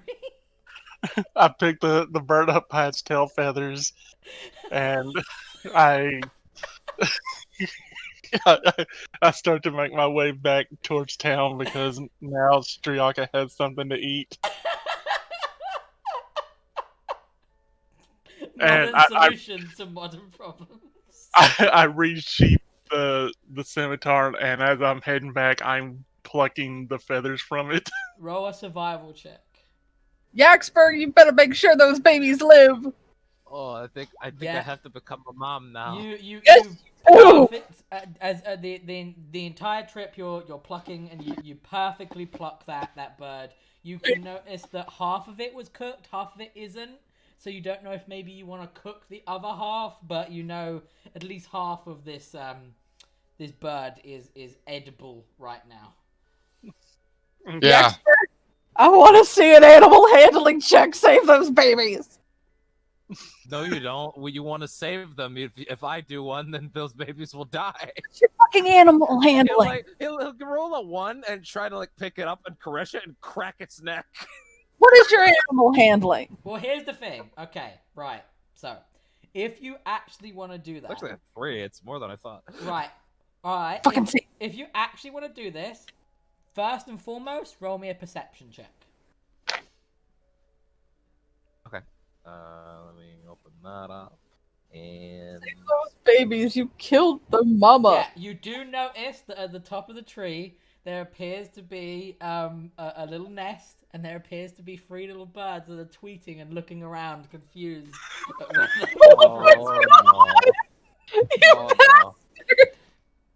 I can feel the sound of your breath. See, the funny thing about this is, if I had said I'll just shoot a random tree, Hexx would have made it that tree, and No, I then the wouldn't babies have. would have died, and then the mom would have come back. I literally wouldn't have. I would have I believe this timeline, Hexx. I don't believe the timeline Just that turns- would have happened where we split off and Okay. made that choice instead. Save those babies. So you Just do turns- see a nest with 3 chicks that appear to look like they've just lost their mum. You bastard. Just turns to the pet cemetery. This is the I part. want to know, This is- Nirstein has just left Yaxper in the woods. This is the part where Yaxper checks Eldritch Blast one more time just to see if it works. Bang! Oh yeah, it works still. Hexper, you better save those damn babies. Just starts dabbing Eldritch Blasts Yes. all over those dead birds. Yes. Damn it. The meme lock, the semantic components of my Eldritch Blast is the dab, and the verbal component is the word yeet. Yeet Eldritch Blast. Yeah. Eldritch That's how we that's how we modernize Yaxper. There you go. Actually, you gave me the ability to not only shoot Eldritch Blast 300 feet away, but also to knock things back. So it is an Eldritch Yeet now. It is an Eldritch Yeet. It is a Eldritch Anyway, cheat. so- Now, fucking so- save the baby. So yes, Yaxper, Okay. you are now aware. So right, roll me And we'll have 3 athletic checks. You need to climb the tree. climb the tree. Yeah, I was just thinking that. Okay. All right. Who's ready for my athletic skill, which is my only 1 on my entire sheet? That's still a 1, you dumbass. Okay, so you get. I feel like I'm gonna do decent on one of those branches, and not so decent on one of them. You get within reaching distance of the birds, and then one of them tweets at you, and you are shocked, and you fall off the tree. 4 damage, 5e.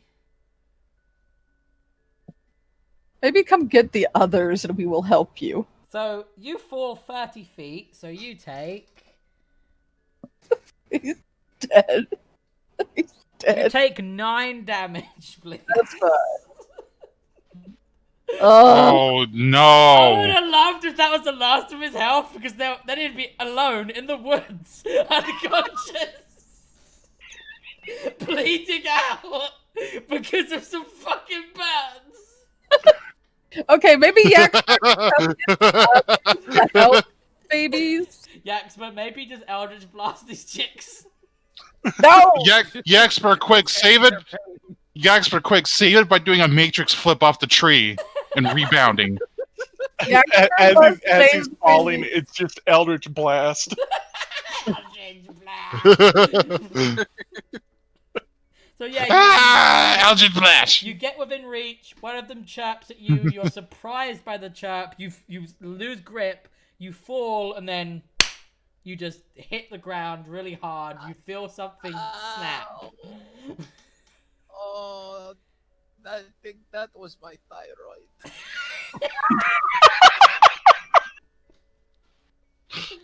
Yaxper, you gotta save the babies. You killed their mommy.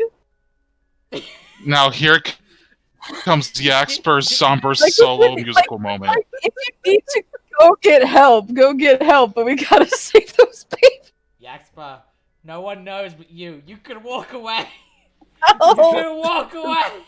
Does Nercy not know? No, she only knows that that you hit a bird that fell down on the ground. She doesn't know about the nest. Climbing a tree, right? No, No, she she walked just away. Okay, she's okay, fucked she's off. walked away. Okay. She's Yeah, fucked I literally off. said I just walked off. Okay, it's you all on cannot me. let them starve to death. More athletic. Wait. Why don't you go get Wilk and some of the others to help you? If you're gonna try to climb the tree again, roll me 3 athletics checks. Oh God! Do not. Again.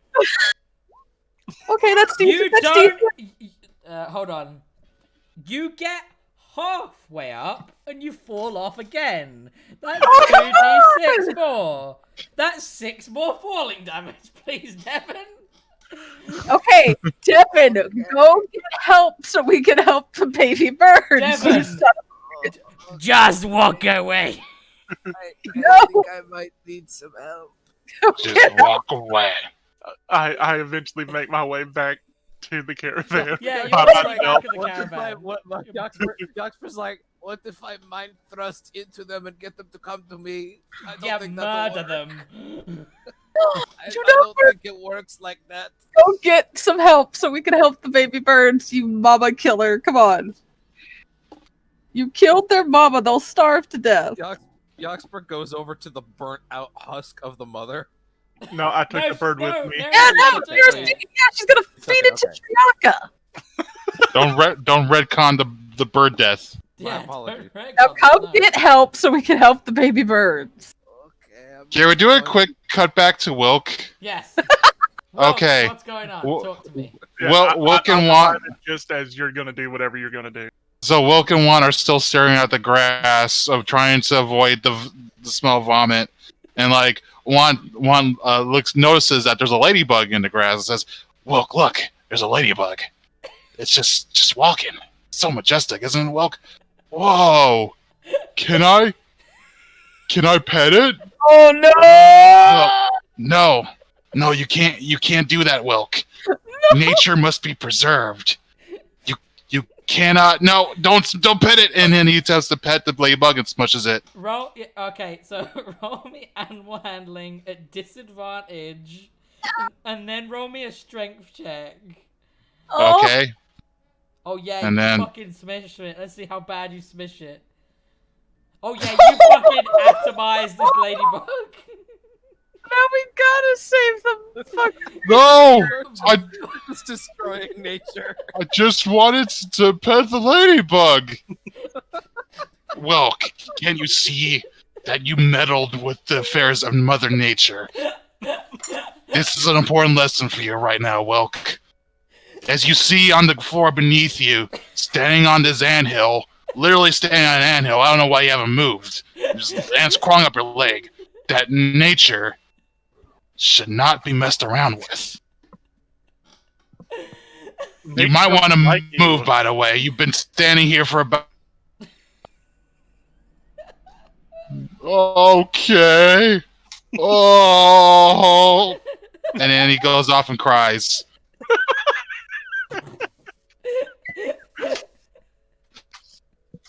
Me preparing this session. Oh, this is gonna be a good session. I'll get them into the next arc, prepare them, get them set up on the storyline. Me now. Are they even gonna fucking get to the next down? No, we gotta save the baby birds. Yes. This is the new story arc now. Yeah, Mothering fucking these children. Mamoru Bird arc. Go. Yaxper, come get the others. To be We fair, given baby. how much has been going on the last couple of sessions, I think we needed a kind of fuck off session where we just do stupid shit. Yeah. We just want to save the babies. Let's save the babies. Mamoru the bird. Yaxper's like, Come get us. what if I psionic blasted the branch at just the right angle? You see, this is what's called cinematic parallels. Yaxper is dealing with his troubles of nature, Wilk's dealing with his troubles of nature. It's Come perfect. get the group. Okay. And I I'm tossed gonna the mama attempt bird to to- Strianka. I'm gonna attempt a last ditch effort, No, come get the other. which is I'm going to snap my I'm going to snap my fingers and summon my crab. Okay, you snap your fingers and you summon good old Seymour. This actually might work better. This might. Yeah. I don't know. Hey, Oh my buddy. God. Actually, do me a favor. Roll me a d20. Oh no. D20? Okay. 1d20. Please let Yeah, him disappear. it's fine. Yeah, it's fine. He appears. Okay. Hey, buddy. I don't know. I probably don't need to explain everything. You probably saw all of it because mine he kind of taps, just yeah. His yeah. his carapace. So you think you could help me out with this? You think you could climb the tree, put them on your back, whatever you got to do? Think you could make this work? And I thought you were gonna say, God, hope Seymour snaps the Yaxper's neck. Nothing personnel, Yaxper. I'm my own master now. Plays in the distance. that's the reveal. This is my second character, Seymour. Third. The third. Oh yeah, shit. Okay, so you think you could do that, buddy? She kind of shrugs. Well, I guess that's about as good as I'm getting right now. Right. What am I rolling? 3 athletics checks. For my crab? Okay. Yeah. Or I think from the crab it would be just 3 strength checks. That's fine. Okay. Oh no. I actually have to open that up over here. All right, here we go. Save the baby bird. Why is it so hard to save the baby bird? Because there's 3 checks in a row. Of course it's hard. So Oh my god, you did good, you did good! 8, 11, 21. He falls down because of the 11 and takes 2d6 damage. Takes 2 damage. Okay. What? Wait. It was 18, 11, 20. 18, 11, 21. Oh, because he rolled it on advantage. No, because they automatically do that. Whenever you have an NPC, it automatically rolls like that. So. Oh. Yeah. I didn't know that. He takes 2 fall damage. Just come get the group. We can help. So it would actually Seymour- be 11. Seymour looks at me with the urge to kill. Why, Father? Why? Come get the group. We will save these baby birds. Listen, I thought we could try, okay? But all right, I guess we're going back. Oh wait, why did I summon you? I could have just had you talk through. I could have just talked through you and told someone to come this way. Yeah. Just send him back. Now Let's we got to walk No, all he the way. I don't can't. think He I don't- can't. He can't. He could No, teleport it doesn't him. work like that. He could summon him to him, but he can't summon him to other places. Just to him. No, but he can tell him to go. I can just teleport him wherever I want. No, but I mean, he can walk to that place. I mean, yeah, but at that point, just both go. All right, both of you go. Come on, let's save some baby birds. All right. We come back. This is so This is- stupid. Yeah. No, I want to save these baby birds. You could slap the bird. They No walk one out. would have known, Yaxper. And No, he die a he painful death. goes into the tent, and Seymour rolls in with a sign that says he did it. What did you Thanks, do? buddy. That's fair. I would have done the same to me. What did you do? So I was attempting to test if my magic still worked, so I decided I would cast to a safe place like the air, and Why I hit wouldn't the bird. Still work? Wait, you hit a bird? I may have hit the birds, and there may be a nest of babies I'm trying to save. It hasn't gone well so far. We must save them. I Era, thought we you'd be gotta more save upset at me. Birds. Oh, she's already gone. Okay. Hold on. Who Yes, hello. would you mind helping us real quick? Apparently, Do you have a Yaxper. ladder? Do you have a ladder? He says to the bird man. Do didn't think that maybe this motherfucker could fly up and help us. The Birdman. Apparently, Yaxper has accidentally killed a mama bird, and we are trying The to. man whose whole For some existence, his whole name, For is that some he's a reason, bird. I didn't think. I thought she was talking to the shopkeeper guy. I'm talking to Hoot. I said Hoot, bitch. Hoot, Hoot. I didn't hear that. Apparently, Yaxper has accidentally killed a mama bird and would like to save the baby birds. Well, Would you mind assisting us? Look, yes, of course. I will. You point me in the direction, and I will go and find these birds, and we'll do something about them. Thank you very much. Florix over there is like, what the fuck is this shit? Let's go help the Florix, they're like, a world-ending god dragon could be moments away from breaking into our reality. And they're going to save a nest of baby birds. Somewhere in a celestial afterlife. Problems if you don't solve the small problems. Somewhere in a celestial afterlife, Fortuna weeps at her champions.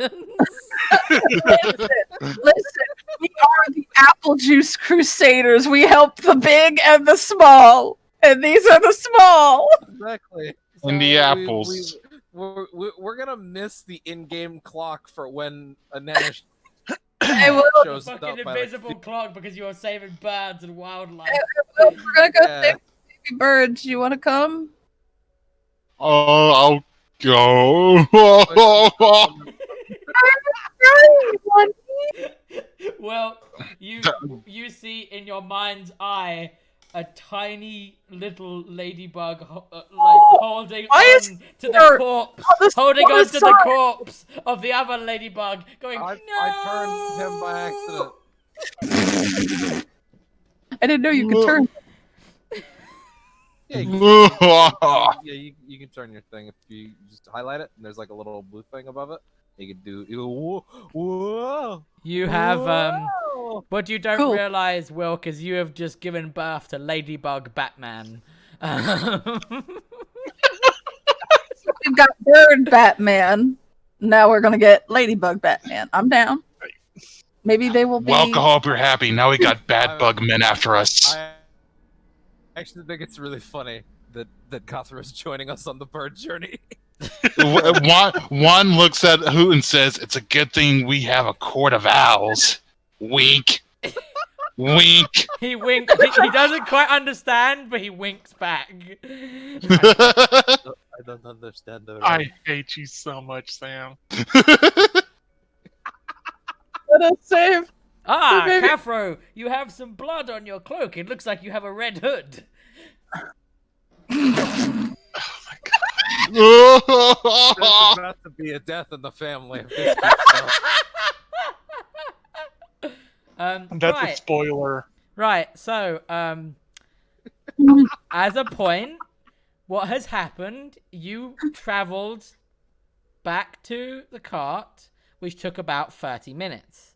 You have travelled from the cart back to the tree, which has taken another 30 minutes. That is an hour. Yep. In Yeah. the space of that time, an axebeak has ventured up the tree and has devoured the chicks.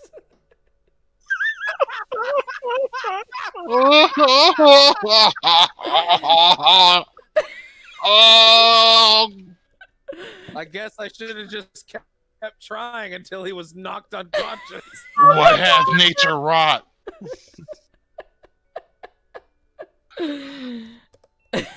You see a very happy axebeak that's eating what is left in the nest. Did any of them survive? Can we No. save any? Oh, No. No. Who cares? Nature spotted a weakness. Some of the dumbest fucking people. I am so sad.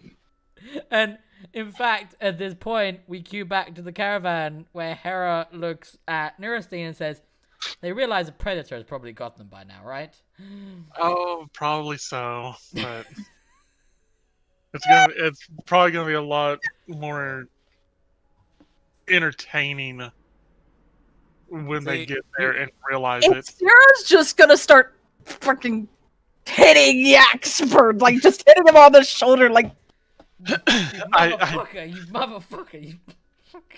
I dig in my pouch and I take out one of the stones, and I hand it to Hera, and I say, while I was visiting Gaul, he gave me these. They are sending stones. Ah, Rocky Talkie, she says. That's what he called them.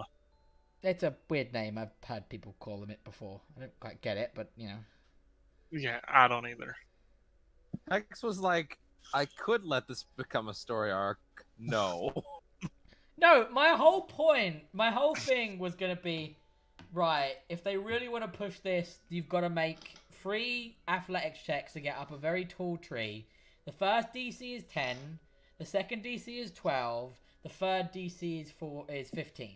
So if you get all those, you get to the top, you can then pick it down, and then, I don't know, fucking take a nest full of chicks, and... If I'd spoken through Seymour, I might have had a shot. Because then I could have, like, Eldritch could've blasted any released evil predators. yeah, you fuck the baby birds, and then Sarah's just gonna keep hitting you. It's like the poor baby birds. You killed their mama. Now they're Ow! Ow! Ow! No! Stop! Nature is a cruel bird mistress. Something happened to you?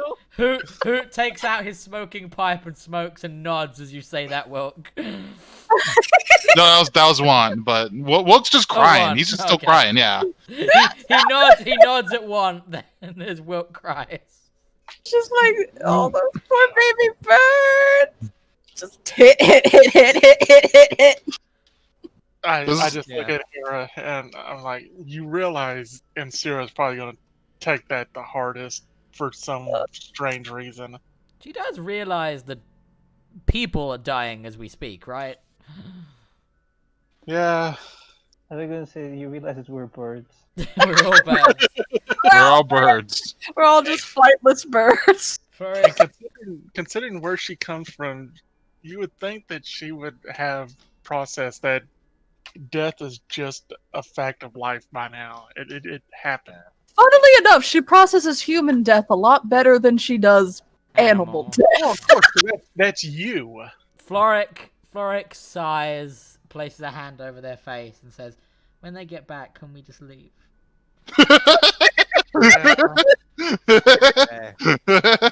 Yeah, and Sarah That's still fair. has to talk to Floric, Floric. yeah. Yeah. It's fucking Uh, birds still on the screen. Can we actually pause for a few minutes? I've got to Yes. help my mom. Yes, Thank you you. can. No pausing. So Hey. what did we learn? we learned, what we learned is that nature is cruel. Expert fucking talk through the crab to get help and protect the babies. What we learned is that nature is cruel. That if you What a- leave abandoned chicks in a nest for a certain amount of time, a predator will come and pick them up. I was gonna make it a hawk, but I realized I had the character stats for an axe beak in case you decide to murder it in vengeance. So I thought, okay, axe beak it is. The weird dodo chocobo of the D&D world. Is it around? It's right there. It's right there. Okay, Oxford is going to Eldritch Blast it. Eldritch Oh, Blast. Oh no. Roll me a d20 and then Eldritch Blast. Okay, yeah, that's it. Am I gonna have to do this every time? The D20? I don't know. Oh shit, that sounds like a yes. That worked. So roll an Eldritch Blast, please. Okay, here we go. Eldritch Blast. That hits. Roll damage.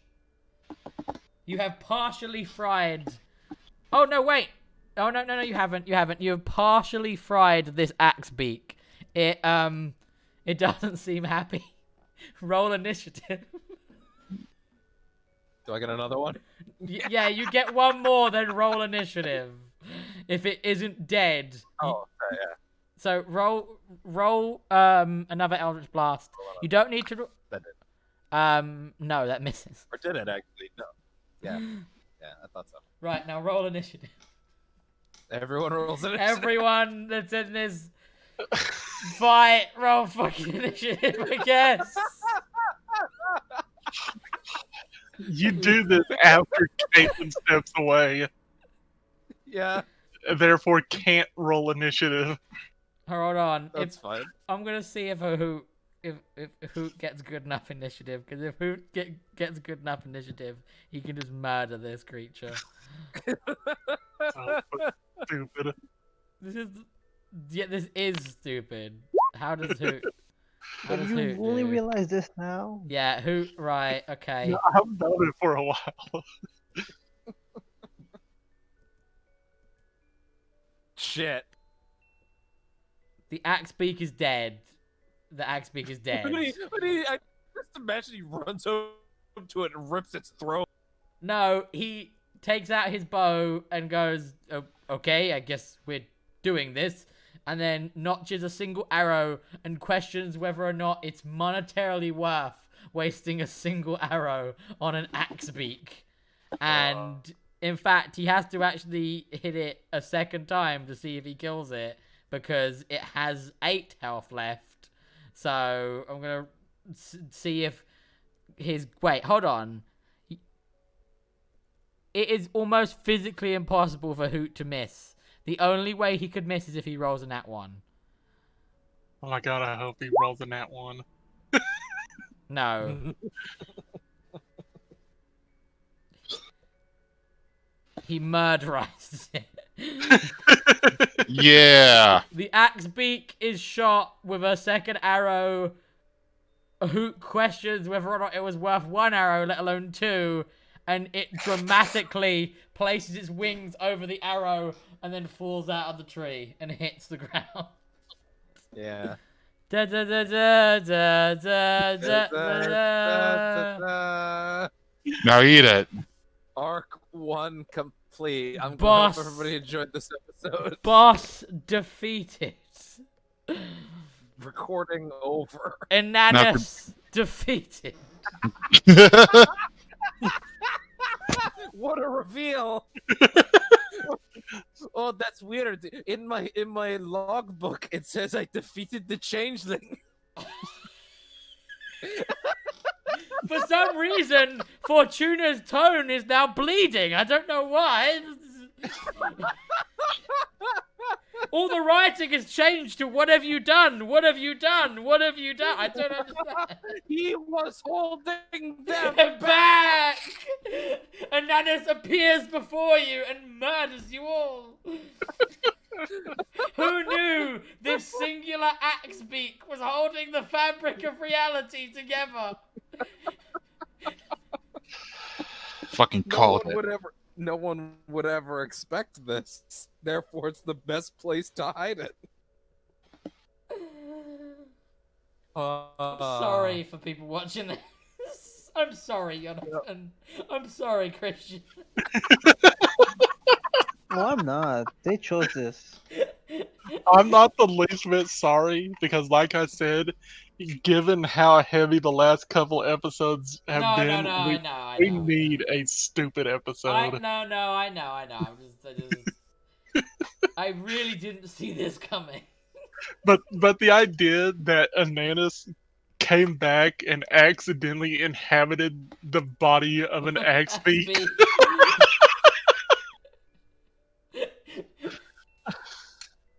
Fortuna's like, I saw this coming. And all the other gods are like, no, you fucking didn't. She looks at him and says, "Are you a god of foretelling? No? Well, fuck you then." These pages are lies. It says it was a fucking bird. As Fortuna quickly scribbles in her book in crayon. There just gets a big eraser and just erases a bunch of stuff. What are you doing over there? Nothing. You're erasing stuff, aren't you? No. All right, now here's the third edition of Fortuna's Tomb. We fixed some stuff, we clean it up, and we think it's a bit more polished now. Also, not as a bird. We've broken The third seal. There was some script changes, I know, but I'm happy where we're at going I forward. know that we foretold that Ananis was a 5-headed dragon, but we did some audience tests. 5-headed dragon didn't really play well. Axebeak, though. Yeah. We saw marketing opportunities for Axebeak, is all I'm saying. It's just, unfortunately, the test audience literally thought that the bird had an axe for a beak. So, you know, they were disappointed when the reveal happened. I'm gonna leave the image of the Axebeak up until Kate. Yeah. That has remarkably small wings. Yeah. It's kind of crazy, actually. It's basically a fucking dodo, Sam. It's Yeah. it's a dodo, yeah. That's crazy.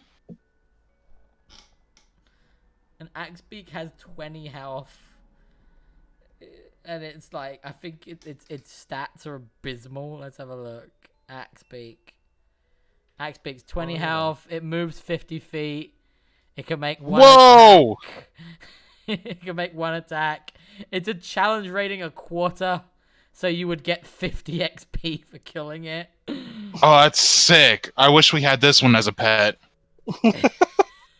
Trade the wolf for the Axebeak. I would have traded the wolf for the axe beak. Look at that. What a mighty companion. Would have been great. I have this image in my head of in this world somewhere a tiny ladybug is returning back into its house, takes off his little ladybug business hat, puts down his little ladybug briefcase and goes, "Honey, I'm home! Honey? Honey, where are you?"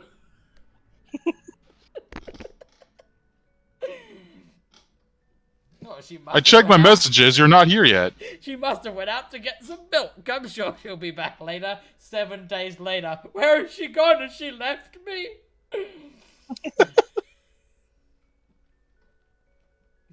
Oh man. There's a lot of reason to cry in this episode. It's a very emotional episode. It really is. We just got to figure out how to get this one ladybug to constantly torment Wilk. Every now and then I'm gonna have the soul of the ladybug visit him in his dreams. You killed me! You killed me, Wilk! I had kids! A husband! I had a life! I harbor the sins of your past. You should not meddle with nature. The ladybug comes back. I am a monument to your sins. It's just fucking oh man, just fucking do a Christmas Carol with Wilk. And that would be every single like a monster he's accidentally killed or like animal. You killed us, Christmas Will. future. being led by Ivan's soul. You killed us, Will. And the ladybug's there, but it's just as big as Ivan. Christmas You past, killed- future, yeah, it's and- just as future big. and present are all just wants. And then there's a child, and everyone goes, "Whoa, whoa." Oh yeah. Among the crowd of ghosts of things you killed, there's a kid, and everyone's like, "Whoa, hold on." It's like, oh, don't worry. Don't worry, it's just a big ugly troll baby, and then the troll baby speaks and sounds incredibly profound, perfect diction in its language. It's like, I was just a son, just playing with his toys, when all of a sudden you came in and destroyed my dreams. You killed my family, and then you killed me. What are you, the Chicago Police Department? Oh no! It's a LAPD wrong, but that's fine. Hey, they're all bad. ACAB. I am back. Welcome back. Welcome back. And it's still on the fucking bird. The Axebeak was murdered out of blood vengeance. Devon tried to... For the babies, we avenged it. Devon tried to Eldritch Blast it, got a good hit but missed second time, and then Hoot just wasted 2 arrows on this axe beak. It is now on the floor in front of you all if you wish to collect the And corpse. thus the story arc ends. What you don't know is this is the plot of the 0% value D&D movie. Is what this is. Yeah. At Nice. this point, Now you're again, gonna have to Sierra's retitle this episode to a bird to. at this point, Insira's gonna start hitting Yaxper again. You didn't have to kill it. Not its fault. You fucking murdered the baby's mother. You really got to make up your mind here. Jasper's gonna. It's just fucking shuffling away. I'm going to go. Hit. I'm leaving. Hoot shuffles away for a little bit, and then he just turns and he starts flying. Got big for a second. Yeah, and Sierra's going to fucking Well- Yaxper killing all these birds. I'm surprised that Sarah didn't ask Floric to take out his magic demon blood sword to kill it. No, because at least like the bird's actions make sense. That is nature. Yaxper is an idiot who shot into the air and killed a mama bird, If I shot at a and tree then or in abandoned general, the I would've hit, like, babies. a skunk or a raccoon or something. Whoa! Whoa! All according to Kokaku. There was no winning. I was gonna say otaku there, but I fucked up. Yeah, that's fine. Yaxper also fucked up. Anyway, Yeah, so you all get back from murdering the birds. What do you as they were walking along, and Sierra just kept hitting Yaxper a little bit with her fucking fist. Not trying to actually do damage, but just be like, damn it, think before you Eldritch Blast! think before you Eldritch Blast, kids. Right. Just don't go whipping your Eldritch Blast out of nowhere. It's very rude. People could get hurt. Floric turns and looks at Hoot and goes, Hoot, what happened? He went, oh, we went to kill an Axebeak. Okay. Can we leave now? Sierra's just pouting. I thought we were leaving in the morning once everyone was rested and Trevor had time. Or did you want to leave now, Trevor? I don't mind. It's up to you. If you want to go, you would have to pay to stay another night at the inn, though. True. Which I don't think is really accessible to us now, thanks to Yaxper blowing up a room. Well, I mean, I doubt that they would not allow all of you in. They probably just won't let Yaxper in. Says Trevor. Sure. And Sierra's gonna look at Floric and she's gonna say, I did want to talk to you for a minute, if you have a minute before we go. They sigh and they nod and go, would you rather we did this outside then, or... Yeah, I had a few questions. Floric marches out. Away from the vomit. Yeah, that's starting to smell a little bit. Yeah, we're gonna move the cart tonight. Who vomited on the... Okay, you know what?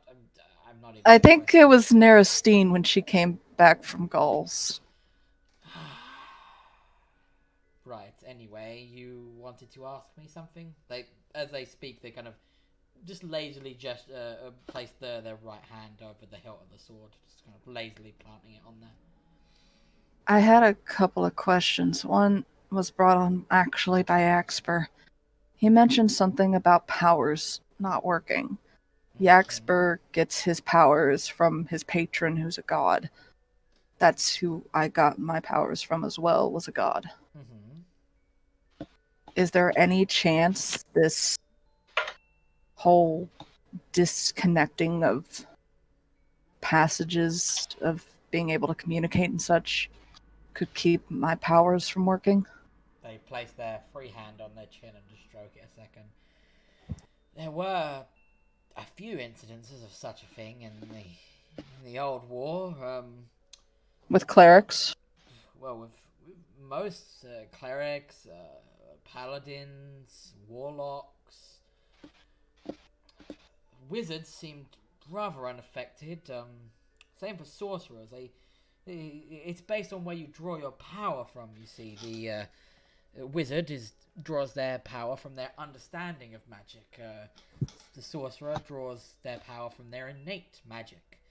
A warlock, a paladin, and a cleric all draw their power from a god or a deity.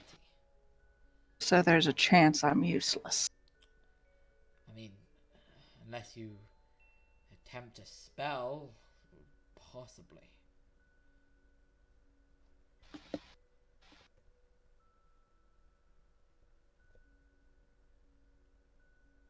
If we're gonna do this, I'm gonna need more power. I'm gonna need something they can't fuck with. I need power. Well, we are going up against a friggin' dragon thing More that's fucking. power. Oh, shush. No, just I know. More power. Like Yeah. that. Like it. yeah, Like it. yeah. I laughed. But if- Floric, takes a moment and goes, well, to be honest with you,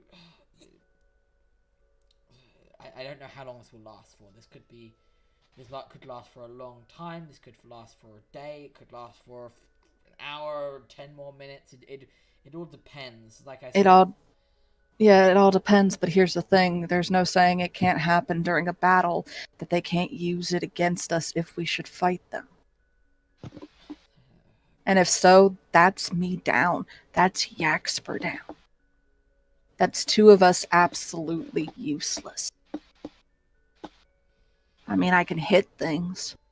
Not near as good as I could before, but I can hit. But if I'm useless without the magic, without the healing,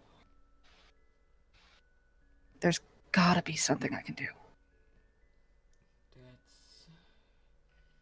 In truth, all of you need to get much stronger anyway, even with your magical abilities. If you come face to face with anything from the void, even its most basic soldiers, you're going to have Is gonna fight. kick our ass.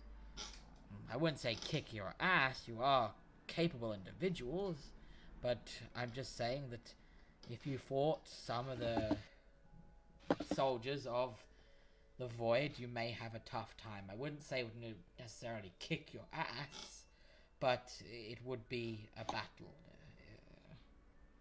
And if it's a battle where two of us are useless, that's basically just asking to get massacred. Yaxper's obviously got enough of a pull still, because Seymour's still around and he was able to cast Eldritch Blast. But if they're smart, they'd use that in a battle against us. Time it just right, cut us off from our patrons, Like I lessens said, our number. Ananus is fully not into our realm. His legions are fully not into our realm. I can tell you that much. We would all very well know if they were.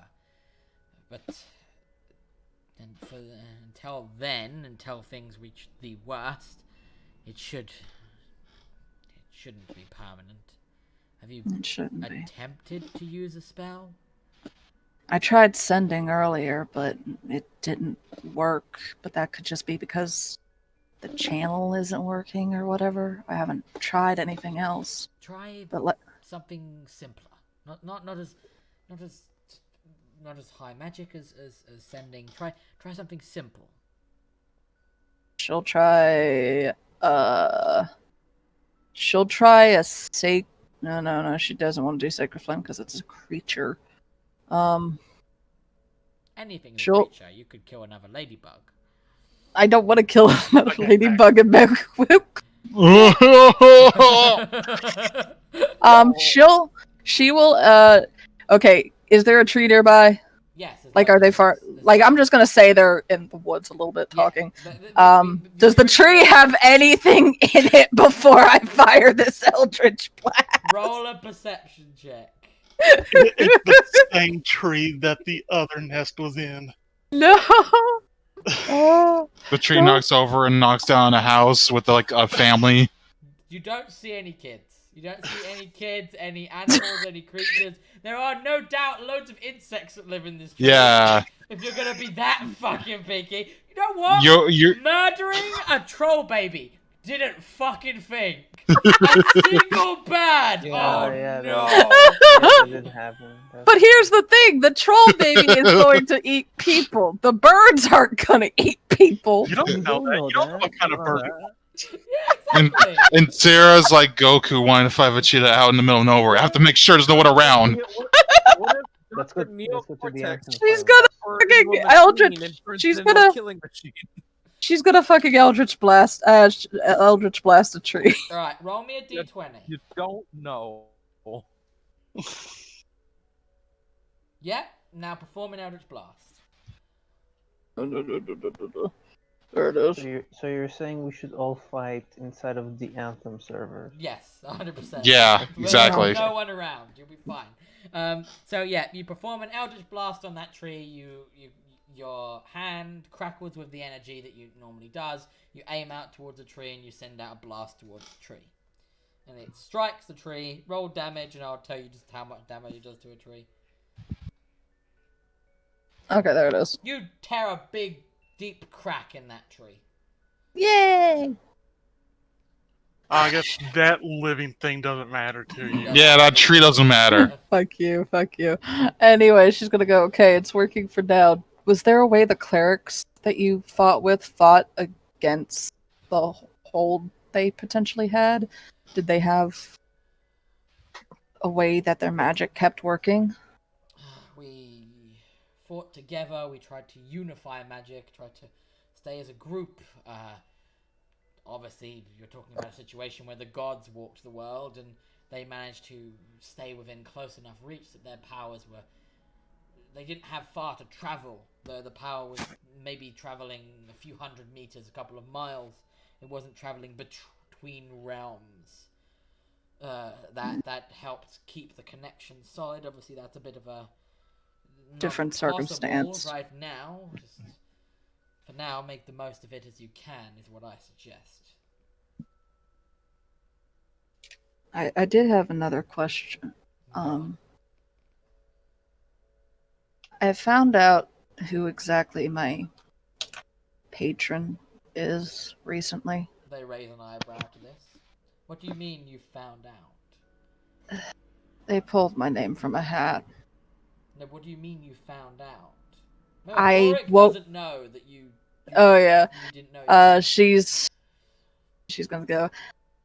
I woke up with cleric powers one day. I wasn't planning on being a cleric.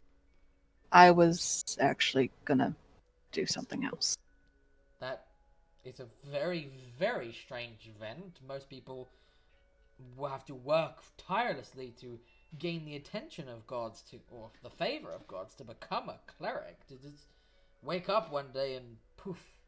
Seems The gods' chaos. that makes more sense. Yeah.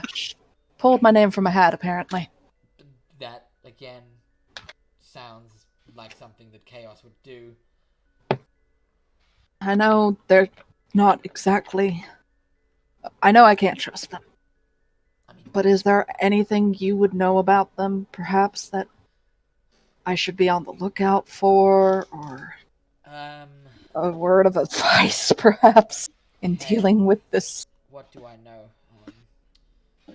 Well, by nature, Chaos is a chaotic deity. They embody chaos itself. It is where they gain all their power from. Right. Don't make any deals with them. Or anything that you think is a deal. Or could be a deal. Don't solidify that deal. You wouldn't know if Chaos is lying or being legitimate. So don't attempt to make a deal or work in the form of a deal. How would a deal be sealed? Usually with a verbal or physical agreement. Don't shake their hand. Don't confirm that you're partaking in a parlay for a deal. Just try to stay clear of it. Anything that feels like it could be a deal, stay away from it.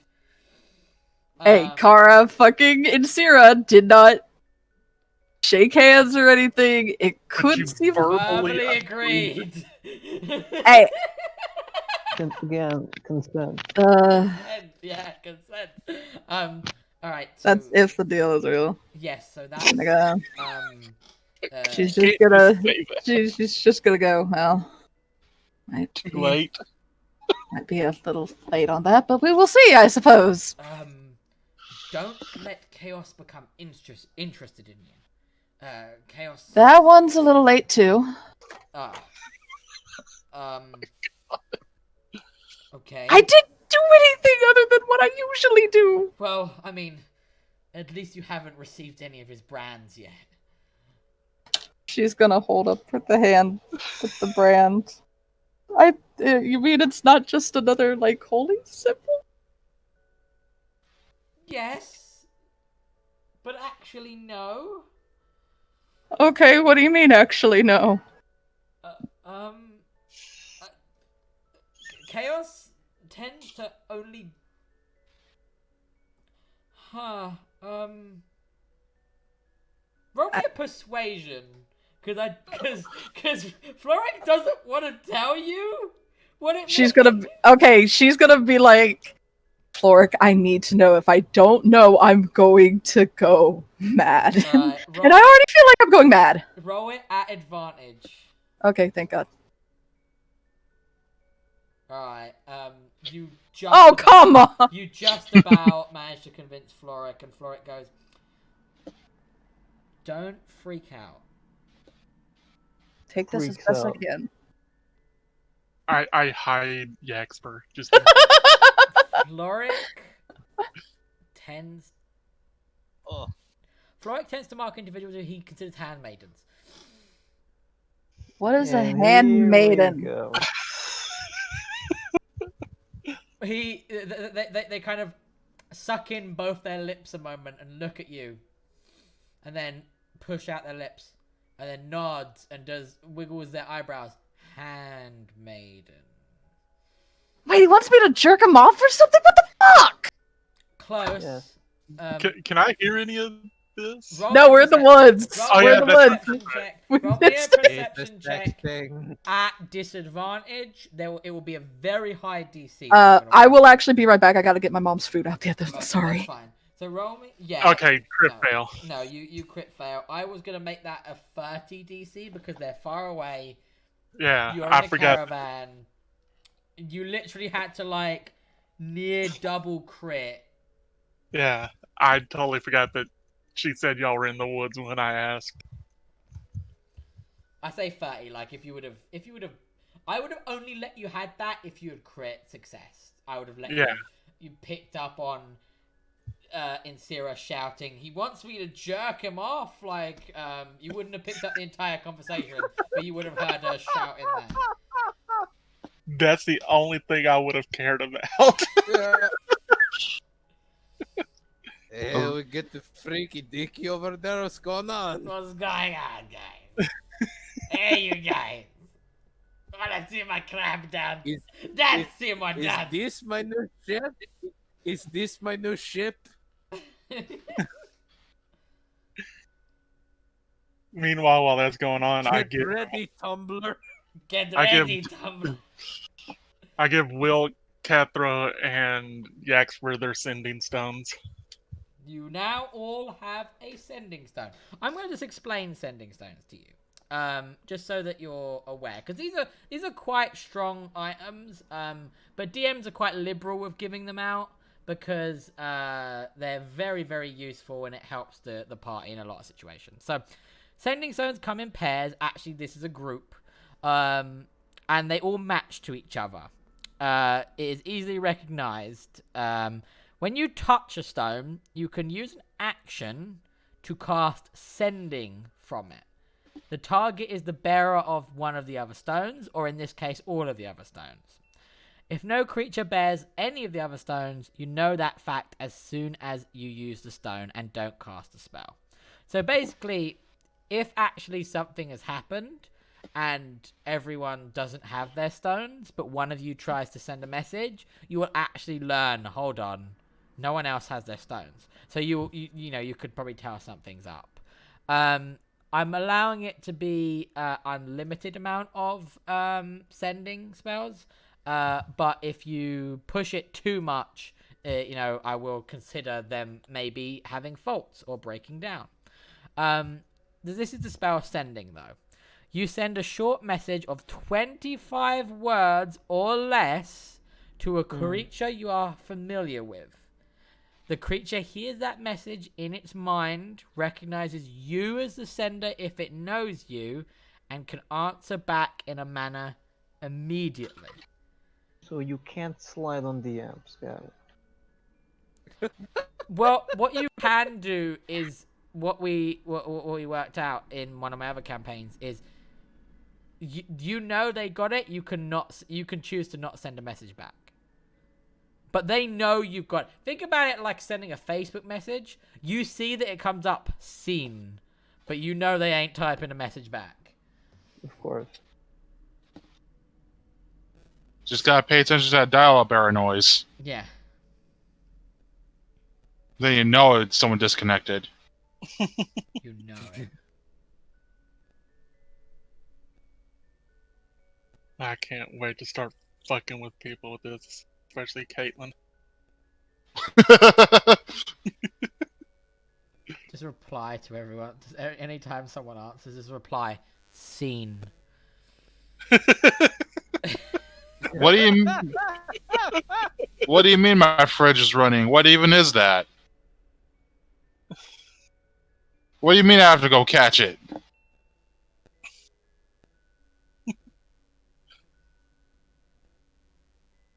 What do you mean orange? Orange. You glad I said banana? What does that mean? What does that mean? What does it mean? We also worked out how to do emojis. Oh God! Oh no! I just realized, fucking CD Applejohn could fucking like hijack into Wilk's calls and prank him. Oh no. You know what? You probably worked this out, but while we're waiting for Caitlin to get back, I love that there's this weird duality of is CD Applejohn a god? Because you heard Lynn say no. All right, Beck. Sorry about that. Oh, okay. Sorry about that. I'll come back to that. So what? You can finish up whatever you were saying first. Okay. No. We're gonna jump back into this. So Okay, sorry. Floric has said, "Oh yeah, that means you're one of his handmaidens." And then you said, "What do you mean?" And then they've said, "Oh, one of their handmaidens." And you have in the middle of the forest shouted, "What he wants me to jerk him off." And then Floric looks at you, face palms, and goes, "Handmaiden, courtesan, ladies in waiting, Concubine. Servant? concubine." I know I've heard that word in one of my father's books. What the fuck? Is this man That's about stupid. to get his balls kicked in? Floric just squints at you. Wife or something like that? It was like mistress or something, right? Yes. No. Essentially.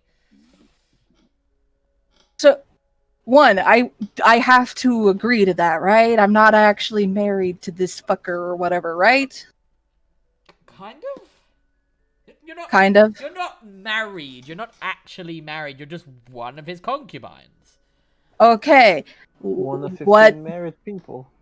What does that? So he's a Mormon. What that essentially means is that among the religious order for chaos, you are seen as one of his many love interests. It may mean that he may choose to visit you more than they choose to visit others.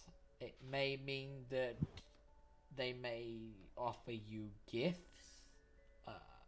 Is there a way to cut off a god's balls? No, not that I'm aware of. Nanas could murder a god, but I don't know if they could cut off their ball. I don't know the logistics of castrating gods, if I'm completely honest. Damn, if only Dar was here. I could probably give it an attempt. Temp sounds lovely right now. It's generally it means that Chaos will attempt to chase and court you. If I cut the skin off my hand a little bit, can I remove the brand? It will grow back. Fuck. The brand is essentially a sign of his love. Okay, if I cut off my hand, what would happen? It will appear somewhere else on your body. It'll regrow with the middle finger back at you. It'll grant you the legendary tramp stamp of Tramp stamp of Oh, chaos. but I swear to God, if I get a tramp stamp for this motherfucker. You'll get a stamp that says "haha, fooled you." Yeah, it's gonna be on your stump where your hand used to be. Is there a way to, get him to chew? Go away? I mean, I don't particularly know of any cases of any of Chaos's handmaidens walking away. I mean, I'm not exactly versed on him as a deity. If I'm completely honest, Chaos was never like a major combatant against or with the Lux priesthood, so there was no real need to know too much I think about Chaos would be all up in that shit. What's more chaotic than war? Chaos waited. Chaos watched. Chaos was waiting to see what side would win before placing his bets. Smart. Reveled in the And the glory, yeah, I can understand. And I can understand that a little bit. War's always a bit of a show. Anyway. I mean, he gestures to you. Do you hear what you're saying? I mean, you're wondering why Chaos is romantically interested in you. You are starting to sound like him. I've always sounded like this. Damn it, though. I mean, I need to get him off. Row. How do I don't mean get him off that way. I mean, Bad get him touch. away from my scent. Bad touch. This is very bad touch. I don't want this.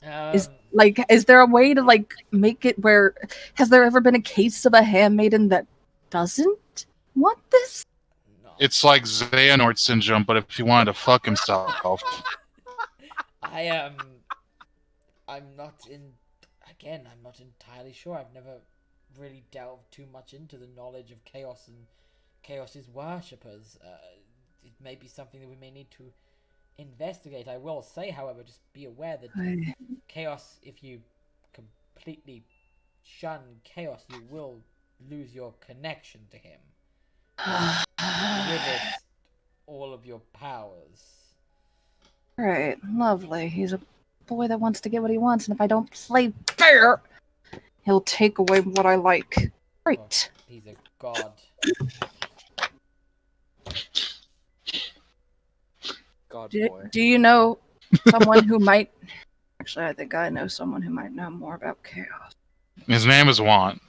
What knows all about chaos? One lifts up his little sock body and he's got a tramp stamp as well. Oh, so that's what's under there. Oh, fuck me. I knew it wasn't hollow. I don't know too much, honestly. I will attempt to find out more or implore to gain more information on the nature of chaos, but chaos is Chaos. chaotic. I think I know someone who might be able to get more information, but unfortunately they are very much on Chaos's side. So their information might be a little biased. Well, chaos warpers tend to be biased towards chaos anyway. Yeah. Fucking hell. Dude, fucking Just fucking kiss my ass. Don't make any deals, okay? Especially if he's marked you as a handmaiden. It might have been a little late on that. I'm not positive, but hopefully not late. Oh fuck. Just why me? Fucking hell. Fucking never even have a fucking boyfriend or girlfriend that fucking wants to be a fucking. As you mumble off shuffling, Floric lays out both their hands and looks up to the sky. Why, Lux? Why? Poor Floric. His hair is just gonna get darker and edgier. Darker and edgier, yeah. More scars. And... Oh, poor Floric. Angel with a shotgun plays in the background. Yeah. And Sarah's just back. She's muttering to herself, and she's just like, "Fuckers can go kiss my ass. He wants fucking dick stroked. He could do it himself. He's got enough tentacles for that shit." Hera looks at you and goes, "Who wants their dick stroked?" Fucking God, who's a bastard? I as she comes in, I throw a stone at her. Do me a favor. Roll me your longbow. You're not actually shooting a longbow, but you would use the same as if you whip a fucking stone at her. Just fucking face plant. As I throw it, I say, "Here, catch." Oh, you missed, right. Okay. Can I try to catch it, actually? Yes, roll a dex. Dex or sleight of hand, whichever one's higher for you. Oh, Jesus. Where's dexterity? So either Sleight of hand it is! Yeah, it shouldn't have been at advantage. Oh, That's sorry, yeah, that was the from when I was on... Yeah, I would say that's good enough for you. The forewarning that Nearestine gives you enough time to kind of grab it in the middle of the air. She's just like, there's something else round and circular I would like to rip off of somebody! They're sending stones. Great. Are Who you does it sure they're send not to? skipping stones? To us. Wilk, I lost my sending stone. Wilk, did you skip your sending stone across the lake? Maybe. It was so majestic when I tossed it at Serious? that pond. Look at it go. Sierra's just gonna be like, who all has it? It was so smooth. It goes so far, it hits him in the back of the head right then. It went all the way around the world. We all have one, as does Hera. Hera holds hers up. Like, did you see that? The only ones who don't have one are Floric and Hoot. And the Okay. wolf. That's true. And, yes, give the wolf the sending stone. You might want to mention that Gaul has one as well. You don't know that. I told Kara she might want to mention Gaul has one as well. I want Kara to not mention that now, just to fucking get it back. Yeah, Nearestine totally doesn't mention that. I mean, it should be obvious where they got them from, so Yeah. if Inseri can't... Can I put it together that she got it from Gaul and maybe Gaul has one? Roll me an intelligence check. Not an advantage, just intelligence. Yeah, no, Yeah, normal, yeah. Yeah, advantage. you kind of work out that she disappeared. She has indicated she went to see Gaul. She suddenly has these stones and didn't have them before. You can't work out that Gaul has one, but you have definitely worked out that she got the stones from Gaul. Because there's no way for you to work out that Gaul has one from that information, but you can Yeah. work out that she got them from Gaul. If Insira was to teleport from the caravan, would she be able to teleport back to the caravan? Yeah, Potentially. using the actual teleport. Yeah, it doesn't matter where the caravan is. She could just teleport to the caravan, right? No, if the caravan's moving, you can't teleport to a moving object. Fuck. Oh, we're not moving yet. Well, you're not moving yet. The moment she disappears, Sure. Kara, move. Yeah, Yeah, she'll just horses, wait. yeah. She'll wait. She's just gonna fucking mutter curse words and how fucking stupid men are. Fuck I 'em. mean, are you wanting to go visit Gaul? potentially in order to find out how to cut off a gun's dick. Maybe just some information. I really want her to go there and Gaul be like, you could have used the sending stone, you know. And he deliberately takes it out and waves it in front of her.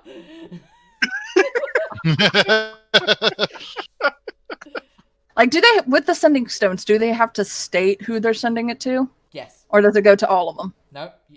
You have to state who you want it to be sent to. If you want it to be sent It's a to... P2P system. Yeah. Can you send it to all of them at once? Yes, you can state all users. Just say all recipients. Yeah. And then it will go to all. Yeah. You gotta put them in a group chat first. Exactly. Yeah, There you go. See? You've worked it out. Well, we all know how everyone likes when it says at everyone on the server. But I would say that you can't do that and then work out the goal is... Not unless Gaul replies, yeah. No, you wouldn't anyway, because I'm saying that you're only doing that knowing that Gaul has one, and your character doesn't know that Gaul has one. So, in a weird way, it's a little bit of metagaming. Oh, well, I wasn't going to do that right now. I was just meaning down the line. No, down the line you can send to all recipients. Yeah, like, I was just curious, like, could she send it to all users? Yes, you could send it to all users, or you could send it to one individual user, or 2 users, or, you know. Yeah. She's just fucking muttering over there about how fucking dumb men are and how fucking gods suck and they can go fucking stroke their own dick and she's gonna cut it off and just... Hera, She's who's just confused at all this, turns and looks at the group and go, do you want to go, or are we staying? Or... Yeah, let's go. And Sarah has a stroke. Oh no.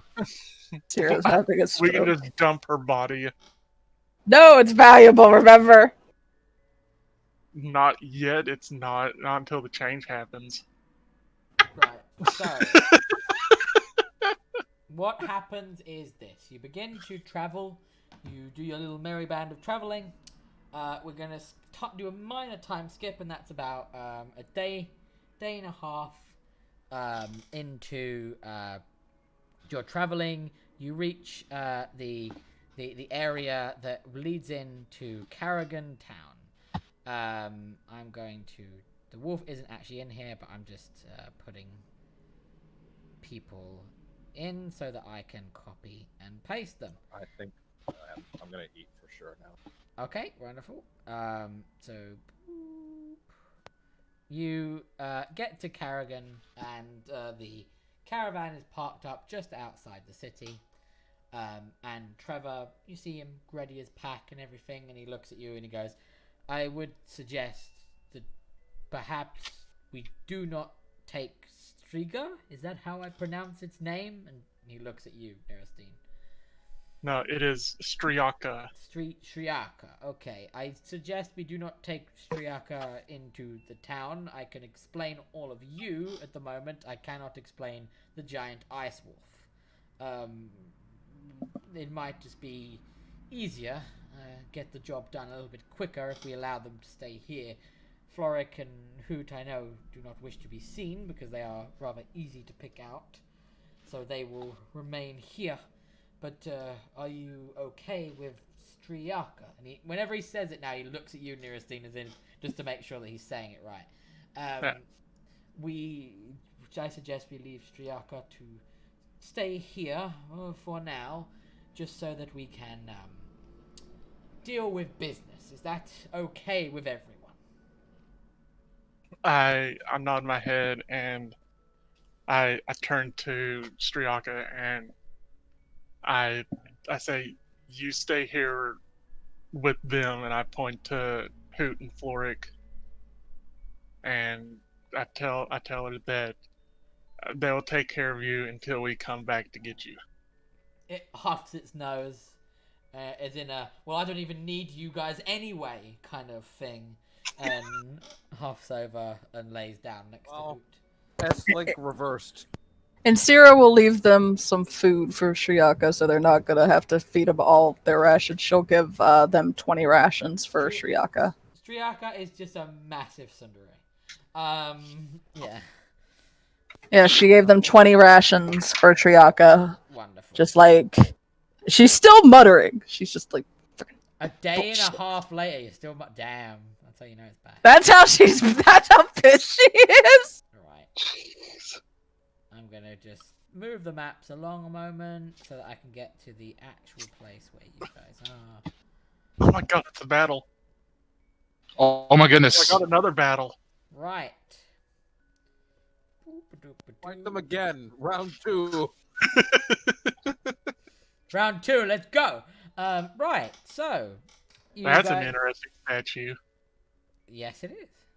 Or, hold on. Sorry. Oh, there. Okay. So you come through. I'm gonna paste you all in. There you are. Please arrange yourself into what way you would be traveling. Trevor's gonna go more up front because he knows that he's gonna need to do the talking. I would be behind Trevor. I can't Even trust though the I- laptop right now. Even though I'd probably be the most outcast of everybody. Just tell me, Devon, where would you like to stand, and I'll put you in and I'll move you around, okay? Middle-ish is what I said. Middle-ish, no problem.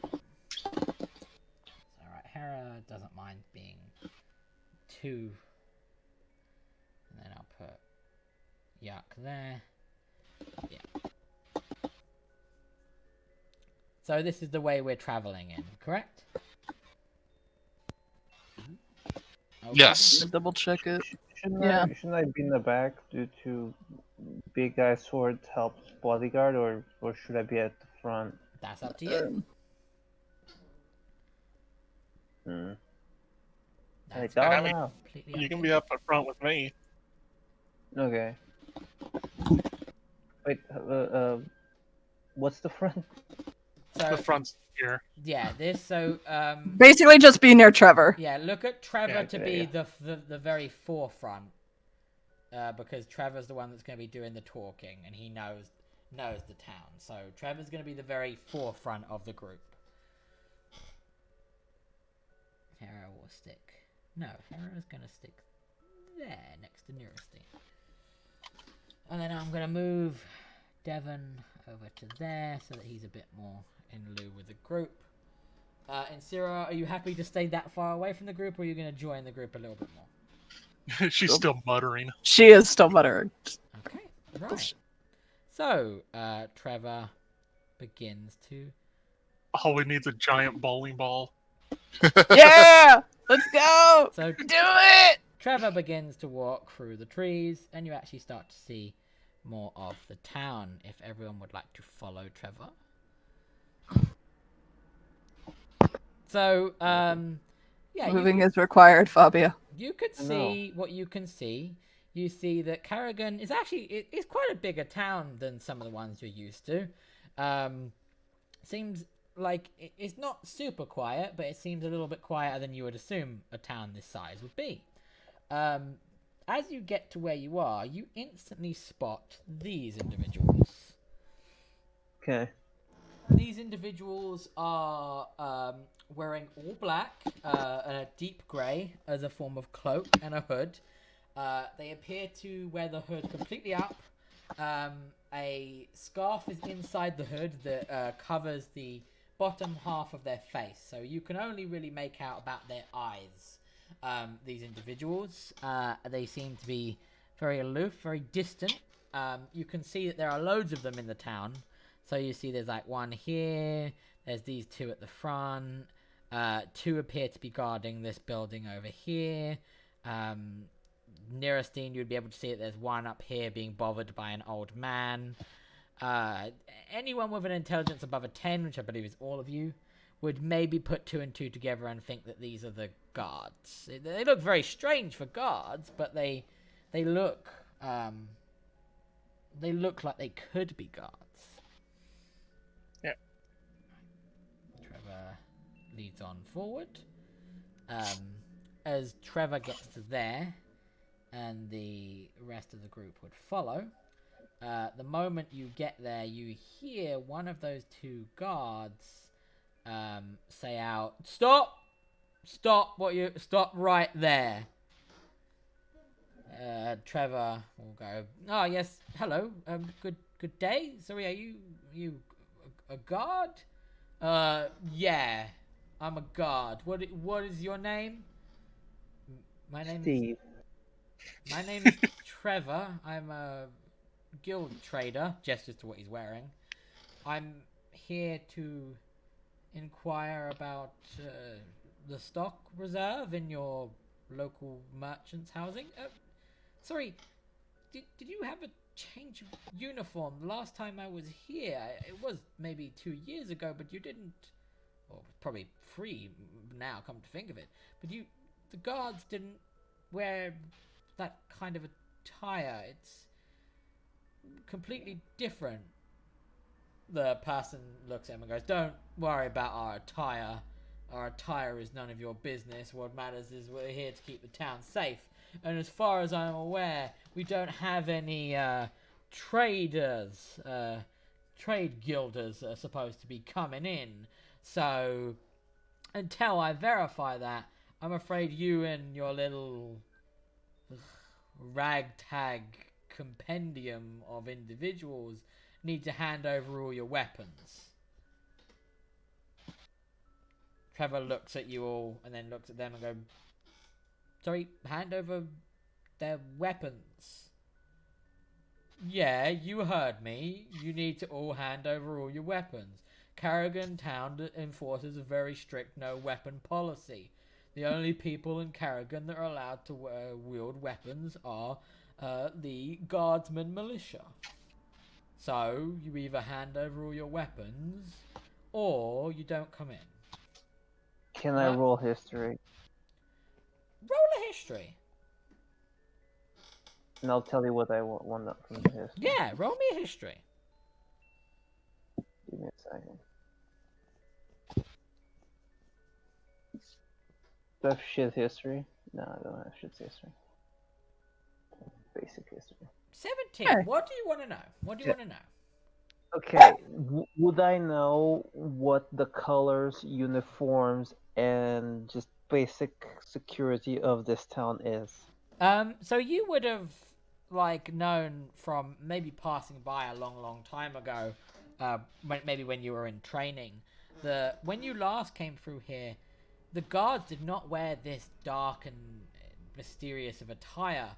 They were wearing quite bright, actual guard uniforms. They weren't wearing this strange kind of cloaked hiding of the face. It was definitely not something like this, and you certainly don't remember anything about handing over weapons. That's not exactly a common thing. Even large keeps tend to not ask people to hand over their weapons. The fact that you're being asked to hand over your weapons, for you, Cathro, as well, very particularly, very suspicious to you. Okay, question. Would I know anything about the government here? The only thing you would know is that it's very common knowledge that Carrigan Town has always been ruled by the Carrigan family. Their bloodline are the people that were the original mayors of this town. Think of it like royalty, but with the title mayor. They founded this town. Carrigan has always been in charge of Carrigan Town. It's why it's named after them. It will always be in charge of, be led by a Carrigan. How do I play this?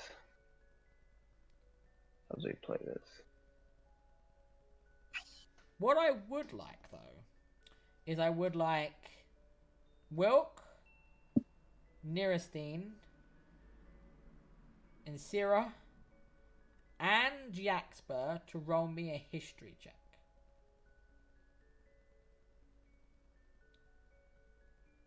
Okay, so Yeah, filibuster. What I'm trying to think. Here. Kara's aced it. Insira not so much. She's still muttering. Yes, he's too Fucking busy muttering thinking and- about trying to castrate God. Yaxper gets it as well. Just Wilk, I'm waiting on now.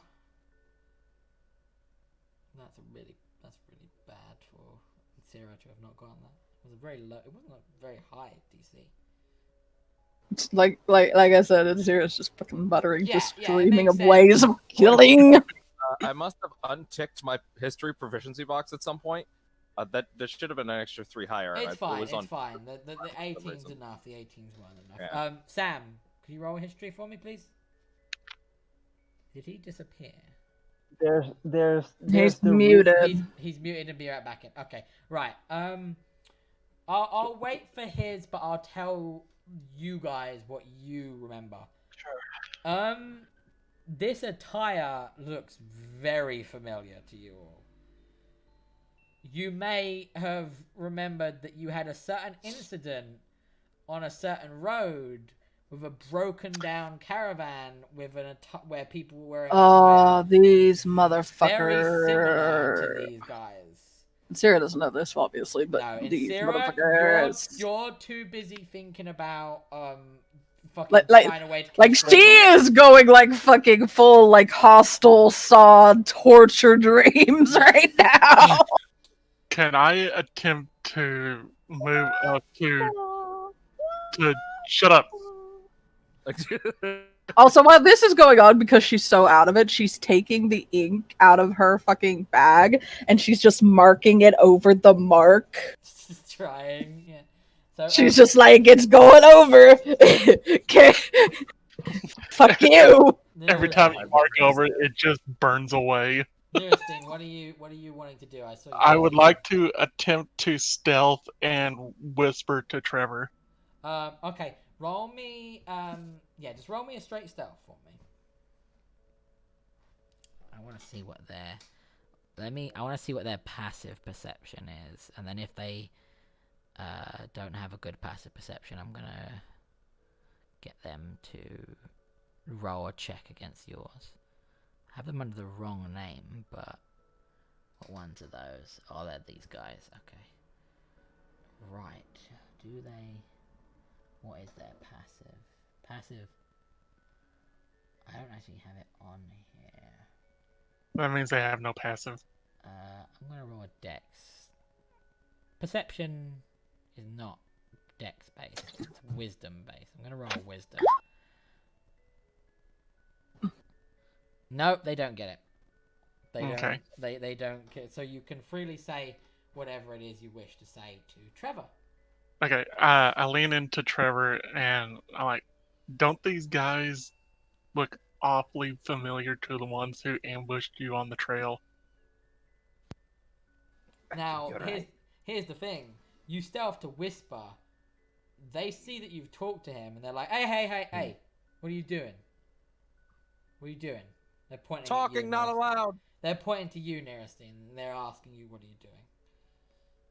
I'm asking him if we should even bother staying here, if we should just leave.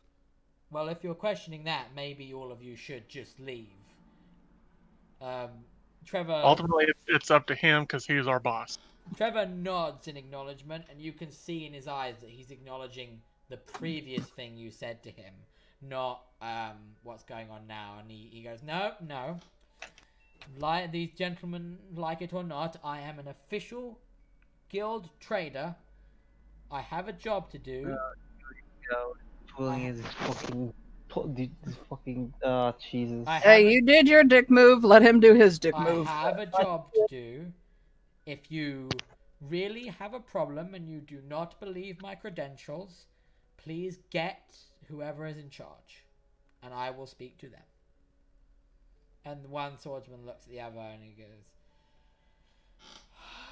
you do realize if I go and get my boss and you are not an official trader, you're not going to just get banned, right? All of you are going to get in serious trouble for this.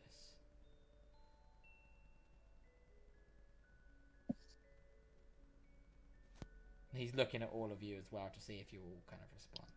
I mean, if we weren't official, we probably would have attacked you by now. And that would have been a very, very grave mistake, I can tell you. You're right. So the fact that we haven't should lend credence to the fact that we are official. Okay, right. Dracus, and he points to the other guy. Meanwhile, someone is like shaking and painting over their own body, and they're like, "What the fuck is going on?" Right, Dracus. Don't ask questions! Dracus, I want you to take this group, lead them into the inn. Well, we're not supposed to call it that anymore, are we? Right. I want you to take this group, lead them to the pub, try and keep an eye on them, try not to let them do too much. I'm gonna go get the boss, and we'll get rid of these idiots before you know it. He doesn't speak, but he gives a nod of confirmation. And then this guy is gonna yeet his way away. He's not going there straight away. It's gonna take him time to get there. But then this guy, who has been referred to as Dracus, will look at you all and go, "I need you all to follow me, please." I ask Dracus why you're not allowed to refer to it as an inn anymore. Because it's no longer an inn. What is it? It is a bar. So you don't allow people to stay the night anymore? Roll a persuasion. Because I want to see if he actually is moved to tell you, or if he's like, these are fucking idiots I don't want to deal with. Oh, yeah. Okay, so something about your employing of him gets it, and it says, well, if you must know, the man behind the bar, shall we say, he got himself involved in some politics that he shouldn't have, and because he did decided to meddle in affairs that are above his station, we revoked his right to allow people to use his home as an inn and increased his taxation. Oh. So I'm assuming he was no longer pro Carrigan. That is an assumption that could be made. Whether or not that is an assumption that is correct, I will leave up to your drow imagination. Now, My drow imagination can be pretty vivid, but well, that's neither here nor there. that's fine of the lesser races. Now, please follow me. I'm not going to ask you again. And he looks like all of you. Lead the way. Woke's still crying. And Sarah's just like painting, like the top of her hand is completely black with ink now. Smack her. Here's the thing. I want to play devil's advocate for these dudes for a second. They see Big Head McGee coming up. They see Crazy Lady scrawling on her own body. And they see a giant golem crying. Like, this is a suspicious group. Right. Okay. I'm not disagreeing. I'm going to reveal... For some reason. Woke looks. Juan looks at this person, noticing that person's looking at Wilk, and Juan says, "What are you looking at? Look the other way." They look the other way. Can I please smack in Sarah? If you want to. Okay, good. What was that? Just a D20? Roll me an athletics. I want to see how well you do. God, it would be athletics. Yeah, you're trying to slap someone. Roll me a d4. You do 1 damage to her. Can I attempt? Wait, can I attempt to bite her hand? Yes. Roll me a dexterity. Fuck. It's like my worst. Roll me a counter dexterity, Neurasthene, to see if you can pull your hand away in time. It's gonna be so bad.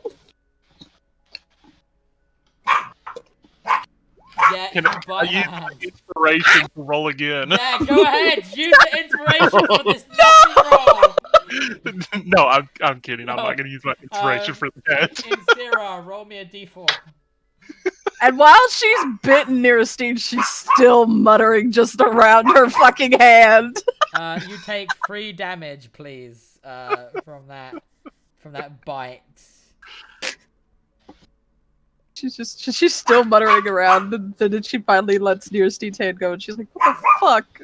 So, Fuck you too. as you get to here, Dracus opens the door for you, and looks at you after you've bitten her, and it's like, "Just get in the fucking bar, please."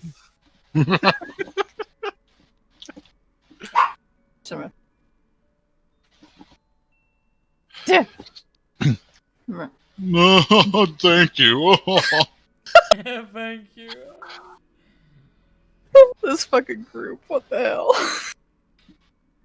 Trevor is seriously reconsidering what he's done. Haven't we seen this one? Haven't we seen this one before? This what? Let me see if I can. Let me clicker. No, you haven't seen. Oh no. Okay. No, you have, because oddly enough, these two characters here were the stand-in tokens for Nirostine and Insira. Oh shit! I wondered why they seemed familiar. They look at you and are confused, and then look back. Cathro and Devon, please follow the group. I look at my stand-in, and Okay. I do like the whole like twin clown mimicry thing. They look at you. The Spider-Man point. Yeah. They look at you confused and tell you and say to you in undercommon, "Fuck off, weirdo."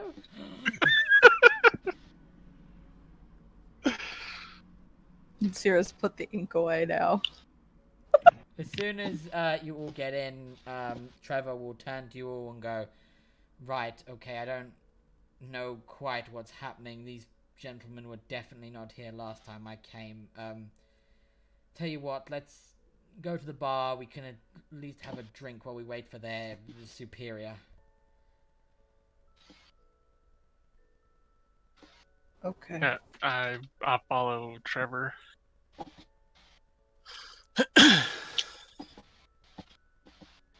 Hera is oddly quiet.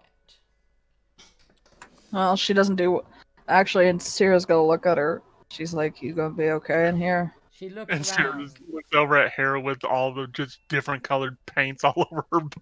No, it's just on the hand. It's just on the hand. It's on the mark. That is where it is. Like, just the top of her hand is covered in ink. Hera looks around. She goes, "I'm getting a weird feeling. What do people call it? Deja vu. Deja vu? Yes, deja vu. Like, I feel like I've been here before, but And then you feel like you've been in this place before? no, not like this place, but this town. I feel like, I don't know. Maybe.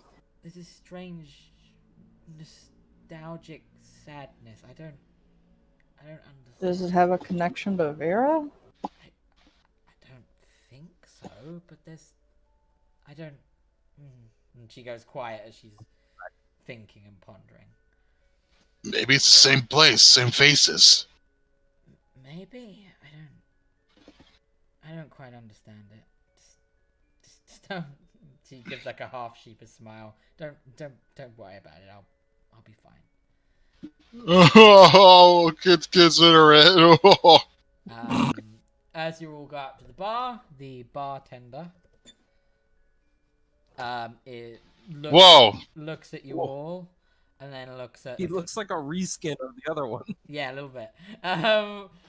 He looks at you all, and then he looks at Trevor, and he goes, "Right, what would anyone like?" And Trevor looks at the group and goes, "What do you drink? Nirostine? What would you like?" I'll just take some ale. Okay. I'll take a nice cola. What? I said I'll take apple juice. Oh. Okay, so 2 ales, 1 apple juice. Yaxper, what would you like to drink?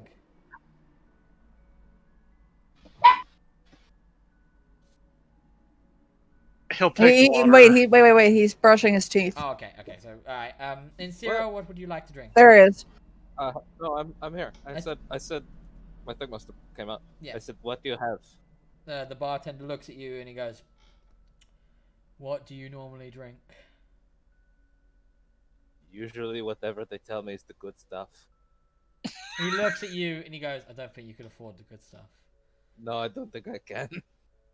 Right, so we've got whiskey, we've got some red wine, I've got ale, I've got Poorman's ale. Just take some ale, Yaxper. Yeah, just take some ale. All right, and Trevor looks at Insira. I look at Wilk and I'm like, I was so close to ordering apple juice. Insira, what would you You like? are mine. Kinda. Here you go. Oh, wait, no outside drinks. Yeah, Trevor looks. Okay. Trevor looks at Insira, and Insira, what would you like? I'll take the whiskey. Okay. I'll take a glass filled with Sharpie oil.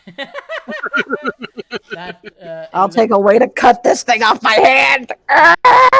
He looks at Hera and he goes, sorry, Hera, I believe. What would you like something to drink? And she just like, no, I'm fine. And Trevor looks at the barman and goes, okay, so that's 3 ales, 1 whiskey, and 1 apple juice. Do you have anything to eat? Where are you? You're not even over able to talk to the I'm barman. there. No, you're not. What You're the down fuck? here. The barman is all the way over here. Oh my god, go fuck yourself. Oh, I'm sorry that I'm asking that you join the game. There, done. As Two soon clicks. as you say do you have something to eat, the bartender's face turns sour and he goes, under order of the Carrigan enforcement and the Black Hand, I am forbidden for selling food towards outsiders or members of the Carrigan town population. No, that's. Let me just change my thing to apple juice. Alright, so let me get this straight. You want 2 ales, 2 apple juices, a whiskey, and then Trevor looks at Kafra and goes, oh, would you like something to drink? I know you wanted food, but is it something you would like to drink? Why did it took your license away? He sighs and he goes, the Black Hand and the Carrigans have decided to take away my ability to sell alcohol for political reasons. Wait, are you against the current regime of the Carrigan? As soon as you say that, a bunch of people look at you like, oh shit. Roll me a persuasion check, please, Kafra. Damn it, I was just trying to inquire. I didn't know this was gonna be a thing. Fine. I'm just trying to get information. I know you're going to get information, but you'll get some information. This is just depending on Okay, how we're much all gonna information die you because get. I rolled a 9. No, you're not. You get some information, and he looks at you, and he looks around, and he goes, I have no idea what you're talking about. But he's giving you a look where I'm not even going to make you insight. He's saying, I can't talk about this, is what he's saying. Okay. Well, okay, I'm gonna say, okay, can I just lie? Or that's roll Yes, to you lie? can lie. You can lie. Okay. I'm gonna say, okay, because I always heard good things about this town. Alright. Roll me a deception. His Oh, insight. goddammit, No, I no, told you. listen. His insight is very low, so he's not gonna have a massive insight. But I just want to see how obvious it is that you're I'm lying. gonna roll a 1. Look at this. No, you did good. You did good. He goes. He looks at you, looks around again. It's very obvious where he's looking, and he goes, Carrigan is a wonderful, safe town. We have had our experiences with upstarts and terrorists, but we have prevailed through the strength of the Carrigan family line and the new upholders of the law, the Black Hand. I ask, when exactly did the Black Hand come to power? The Black Hand graciously stepped in to take over from the failing law enforcement of this town around 3.5 years ago.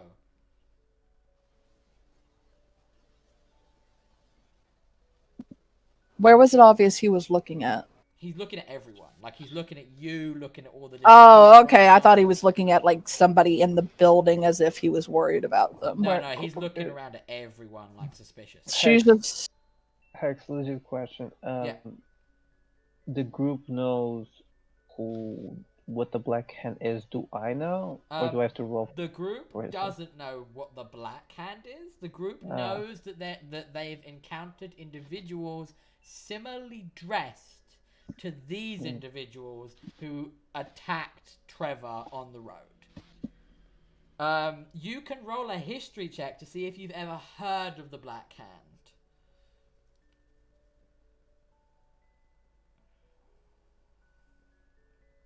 History buff today. Yeah, big history buff. Jesus Not really. Christ. Like it's a very bland name. Like there could have been loads of groups referred to as the Black Hand, to be honest. So Yeah. uh, Like the white feet. yeah, exactly. Trevor looks at you again, Catherine. and They're goes, led by a man called Quentin Tarantino. Oh, no. So Trevor looks at you again, Catherine, and is like, is there anything you would like to drink at all, or Yeah, give me a nail. an ale? So 3 ales, 2 apple juices, and 1 whiskey. So let me work this out quickly.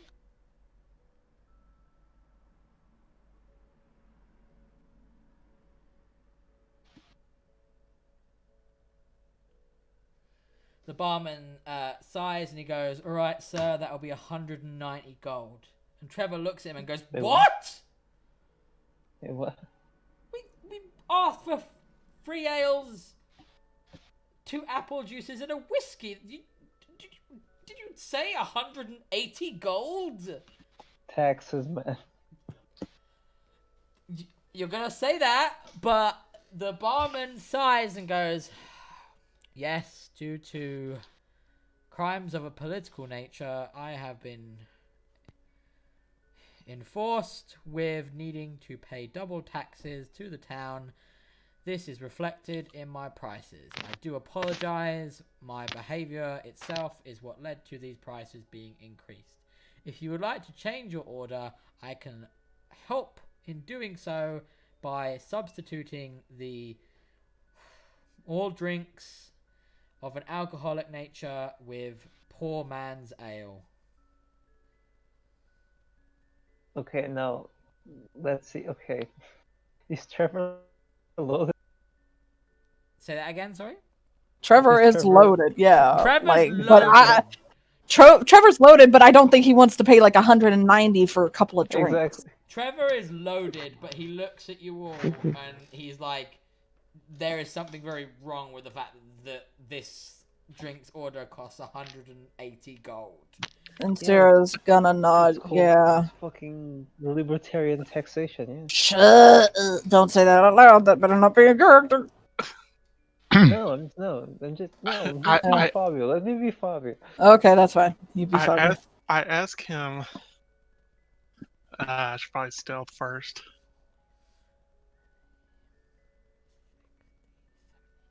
Okay. Who are you whispering to? The bartender. Okay, you're whispering to the bartender. What are you whispering? I'm whispering. Did they double your prices because they're trying to run you out? He looks around. He looks around and no. he coughs. But roll me an insight.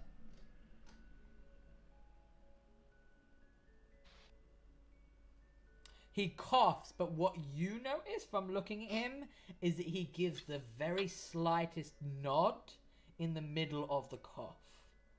Like he's playing it off like he's coughing, but you see a little nod in the cough. And you see that it's very distinctly a nod towards you, but he can't say anything.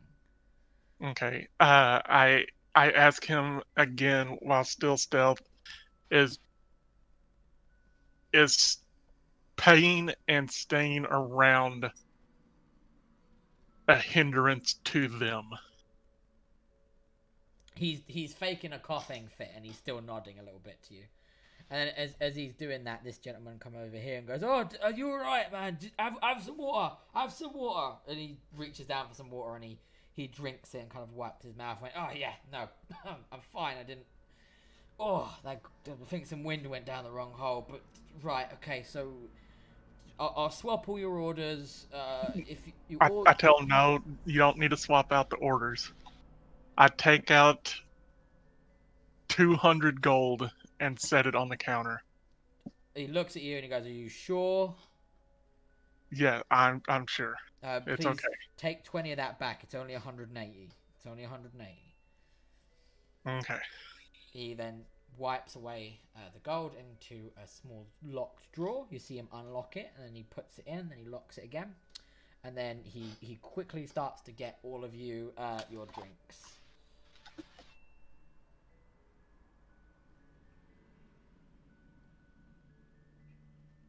Is there anything anyone would like to do in the Carrigan Town bar? And Cyril's gonna start working on her drink and just looking around the bar. Can I roll a perception Yeah. check? Yes, you can. Wait, Fabio has a question. What's your question, Fabio?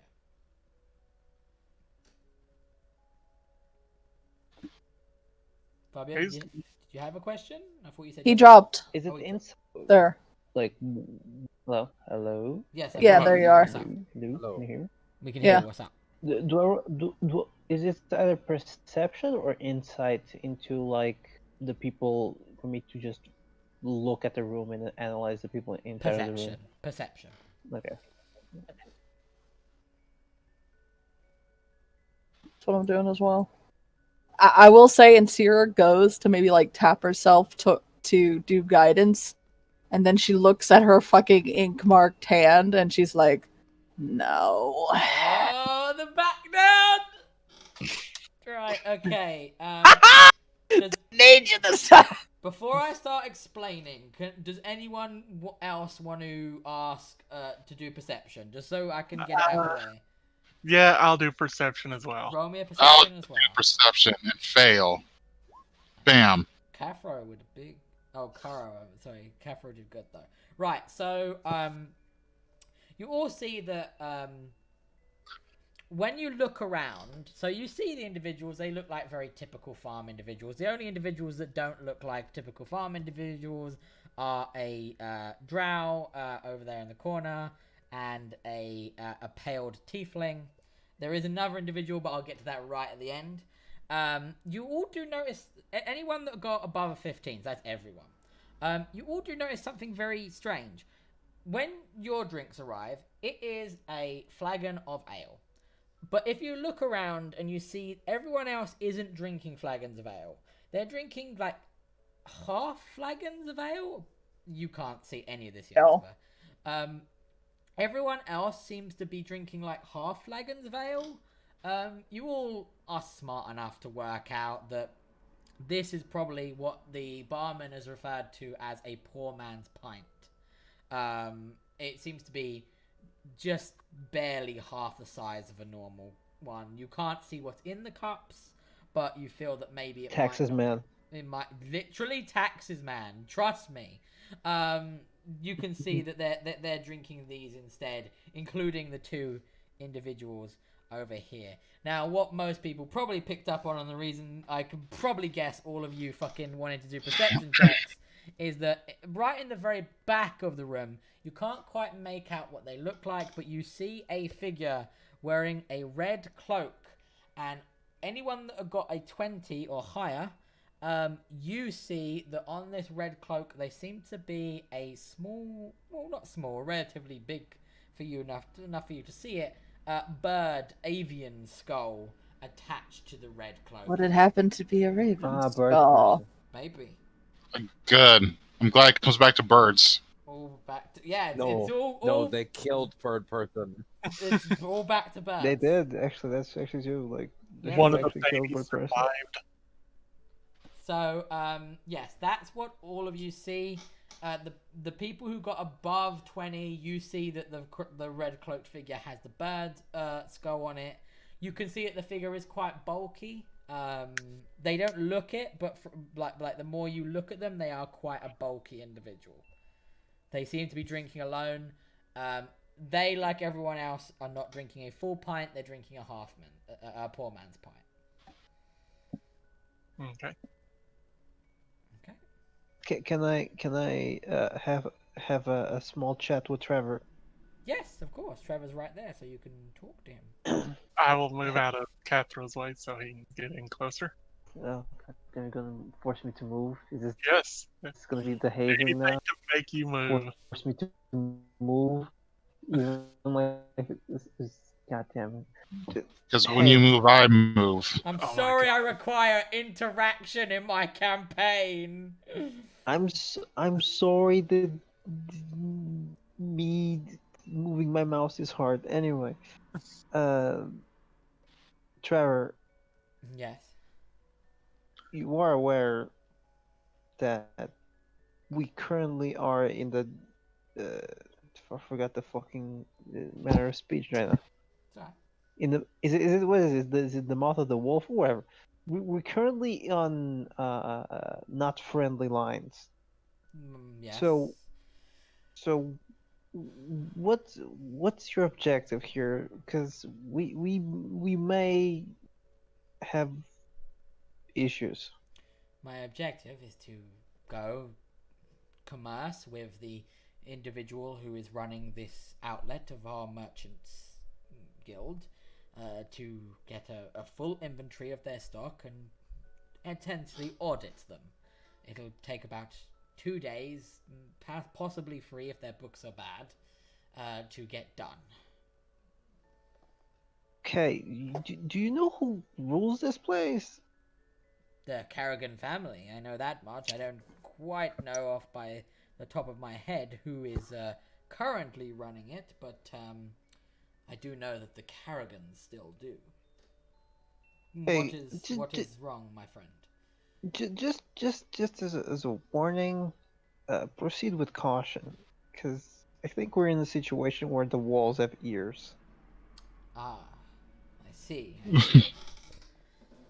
The walls have ears. Oh no, I can't see them though. Thank you for wise, uh, your wise words, Mr. Caffra. No, it's not wise. It's just I don't think we can deal with if everything goes poorly. Like we need to keep you alive and leave. He seems a bit upset at this. You can tell so far from his mannerisms that Trevor is a man that he has a job and he's good at that job and he likes to get the job done. So the idea of being able to not complete his job while he understands it puzzles him a little bit. Listen, you hired me to bodyguard. Be mad. No. I We understand. need to keep you alive. I understand. I understand, Caffra. I just hope that it won't come to that. We'll see what we can do. I'll see if I can push myself. Okay, hence the warning, so you can do your job and nothing happens. Is there anything anyone else would like to do? I'm giving you guys the opportunity and a little bit of time to do things. I NPC'd. You did NPC, but would anyone else like to NPC? I make my way over to where do I want to? Actually, I'll stay where I'm at. I'll ask Hera how it is, or if her sense of deja vu felt natural. Maybe? I'm not quite sure. Like, to be honest, this is the first time I've ever felt this. I know I'm probably a broken record. I've said that a lot lately, but you know, not previously being mortal. It's insane. It's a big change. Honestly, it's a lot to get used to, but I don't know if it's natural or not. There's just I don't know. There's something about this place. Something that's it feels like I'm trying to remember something, but I can't. Would I have been here and this is a memory she's feeling from me? No, you have not Okay. been here before. Good thought, though. I get it, but no. You've been assigned to other people before Dar, correct? She nods. Yes. Low. Could it have been during your time with one of them, maybe? Maybe. It's possible. what about it seems familiar? Is it just the area in general? Is there a specific thing that feels familiar? She closes her eyes and is trying to think, and she's like, I keep half remembering a person, but I can't remember them. I don't know why. I wasn't even thinking about it before we came in here. But the moment we stepped in this place, it's like I'm thinking of the tune of a song that I can't remember the name of. Like I'm remembering someone, but I can't remember who they are. Can you Do I have my apple juice? Yes, you have your apple. Yeah, we're all drinking our Okay. drinks. He's sipping his apple juice quiet. I haven't even touched my drink. I'm just holding it. Almost never really actually drink the drinks I order. I just order them. She's drinking it. I dip my finger in the apple juice, and I give the finger to Seymour. Gives it a lick. I ask her. Oh, if Tumblr would have a wild time with that image. Big Bob Seymour. I ask her if she can describe what the person looks like, even if it's vague. It's like a fuzzy outline. They're wearing Like, some kind of. Can you coat. maybe tell the race of them? I don't know if they have long ears or if that's their hair, but I feel like they might be an elf. I don't know. Like I said, I'd see like a hazy, blurry outline. I don't quite understand. Like I can't quite tell. Well, maybe the longer you're here, the better the connection will get. Maybe. I don't know. I feel a very strange feeling like I'm missing someone I don't know.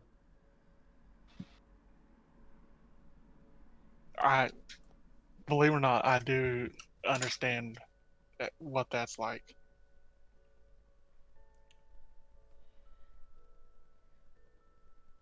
And I give her the best smile that I'm capable of giving her, because Nierstein doesn't smile a lot. And I move over to Nierstein, or not Nierstein. I move over to Insira, and I ask her if she's done acting like a complete and total lunatic. She's gonna stick her tongue out and say no. Then she's just gonna drink more of her whiskey. As Wilk is crying, wants Here's gonna the thing: can Insira notice that the red Wait. cloaks? Let Sam do his thing, and then we'll come back to that. Sam. Okay. as Wilk is continuously crying into his apple juice as he drinks it, Juan's gonna ask the entire group, does anyone mind if I just scream? I mean, I think the bar might mind. You say that out loud, and the barman goes, "Yeah, I would actually greatly mind if you did the play." Wait, why don't you just like scream into like a piece of cloth, muffle it? I could solve this. And then he places his empty glass over Juan's head, and as Juan just starts screaming to the bottom of it in an incredibly muffled That works. And then one begins to panic because he can't breathe. Does he need to breathe? Yes, no, maybe, Yeah. I don't know. No one knows for sure. He would need to breathe, but hey, man, he also needs to scream. Yeah. I But- must breathe, but I must scream. To answer your question, though, Insira and Nierstein would have both noticed that the red cloaked figure has made their way towards the bar. They seem to say something to the individual that was between the two of you, and that individual has promptly walked away. And Sarah's gonna go on this side and just gonna go, Hi. They turn and they look at you, and then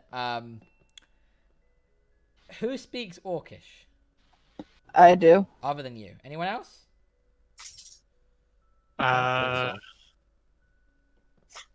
No.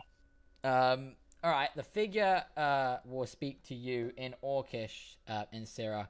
No one else understands this. Just in Syrah. The figure goes, in about 60 seconds, a man is going to come through that door, and he's going to want all your weapons. And if he sees me, he's going to kill all of you, and he's going to try to kill me. You got a choice. You either let him talk and then try to rush him, or you just rush him. He's saying this to you in Syrah. Everyone else just hears the sound of harsh orc talk. Doctor's just drinking his apple juice. And Syrah's can Syrah roll to whisper to Nearestine? Yes, roll stealth. Actually, wait. Would they have to say the sending out loud? No, you don't. It's all in your brain. Yes, I want to use the sending stones to everyone. You do have to take it out and hold it, and then so the way it works is you take it out, you use an action. So if you can't, so in the middle of combat to do it would be take an action. Yeah. So you take it out, you hold it, you think what you want to say has to be 25 words or less, and then in your brain you think about who you want to send it to. So if you want everyone with a sending stone, you just think all recipients. We got like 25 words if it's like sending the spell, right? Yes, it's 25 words. Just Count tell that them shit out Get- like Laura Bailey. Dude, I've got word counter right now. Give me 5 seconds here. When I Do the Laura Wait. Bailey. Also, can I inside check the guy in the red cloak? Yes, do an insight check. when I see her take out the stone, I instinctively take out my stone just in preparation. You seem to believe this gentleman, whoever they are. You think it's a gentleman from the voice they talk in and the way they're talking in Orcish. They seem to be very true. They're very Orcish is a language that it's hard to waffle on. You tend to get straight to the point in the dictation of the language, and they have gotten very firmly straight to the point. So he said someone's gonna come in, try to come for our weapons. We gotta rush the guy. No. He said that in a couple of seconds, some people are gonna come in. They're gonna try to ask for your weapons. It's up to you if you want to try to speak to them and then rush them. But if they see him, they're gonna kill him and all of you. And they're gonna see him, aren't they? I don't know. Maybe. You don't know that. You don't know if they'll see him or if they'll just try to speak to him. He's given you the option of either try to speak to him and then we'll see how it goes, or rush him. I mean, he has offered to help. Yeah, he's offering to. You can tell with the insight that he's not just going to watch this.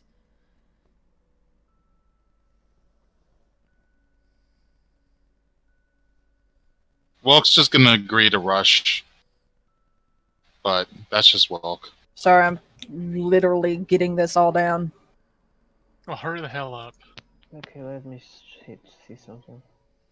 Aha! I managed it. Fuck you. Okay, she's gonna focus on sending to everyone who has a sending stone. Send. She's literally sending. People are gonna come in for our weapons. We try to speak to them. If fail, rush them. We're in trouble. Trust the guy in red. Trust Red Cloak. Sorry. Quick question about the setting stone. Do I have to physically? Do we have to physically take it out? No. To send a message, you have to physically be holding it. If you're not physically holding it, but it's on your person, you hear the message in your head, in the voice. Yes. Hexx, I'm gonna ask a question and you're gonna be mad at me. No, I'm not gonna be mad.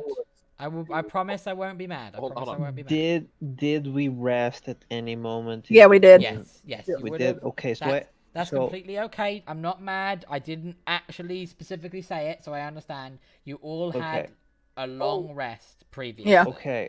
On the trip? Yes. Yeah, it was like a day and a half. It was a day and a half, so you all had a long rest. Oh shit. Okay. Okay, but yeah, Question: and could someone theoretically like hold their could they kind of like grab it in their pocket and then So wait, to be subtle about it? yes, you can grab it in your pocket as long as you're. So to send a message, you must be holding the stone. You do not need to be holding the stone to receive a message. The messages are internally received in your brain. In your mind, Jeff. my your cat mind. is in the way. You set your stone on vibrate. Yeah, set your stone As on fire. as soon as I get the message, I instinctively message to all, but it's specifically addressed to Trevor. Trevor doesn't have a sending stone. Oh, that's right. Yeah, Well- Trevor has no idea. Yeah, he put his on silent. I Heck, I say these guys look like the ones who attacked us on the road. We attack them. And Right. Sierra's gonna nod. So, Fabio, you had something. And she's also gonna make sure she nods towards the guy, the person in the red cloak. Just give them a nod, like, yeah. Right. Fabio, you wanted to ask another question. Please ask your question. I'm just gonna, since we rested and it was not specific, I put the other rune in one of the daggers. Yeah, no, I totally expected you to do that. So, Okay. Also, real quick, can Insira send to Nerastine something? Yes, send. She's gonna say, "Get to Trevor, tell him quick. They're here." As you say that, the door bursts open, and you see this individual comes in, flanked by 1, 2, 3, 4, 5 of the other individuals. He gets to about here, and he announces himself. And he is announcing himself, but you can tell he's directly talking to you at the bar. Good evening. It seems that we have new visitors in town.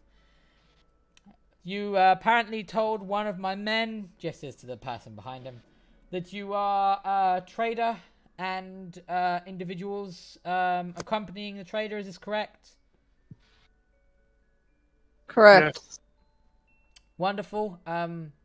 I humbly apologize for the behavior of the individual behind me. We had news that the trader visit was cancelled due to a incident on the road.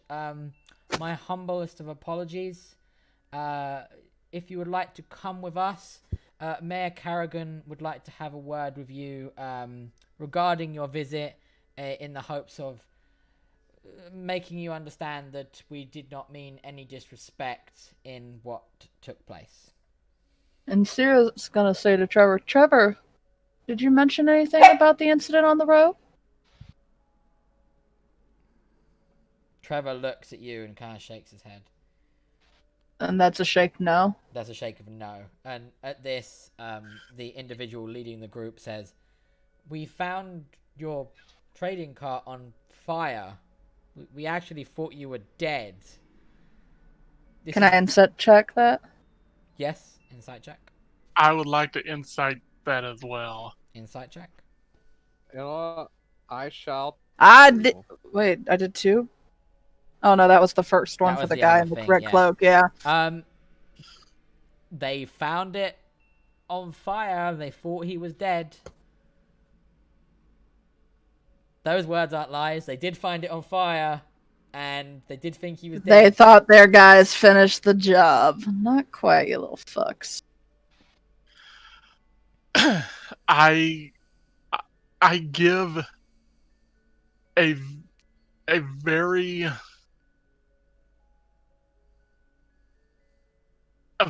direct look at Trevor,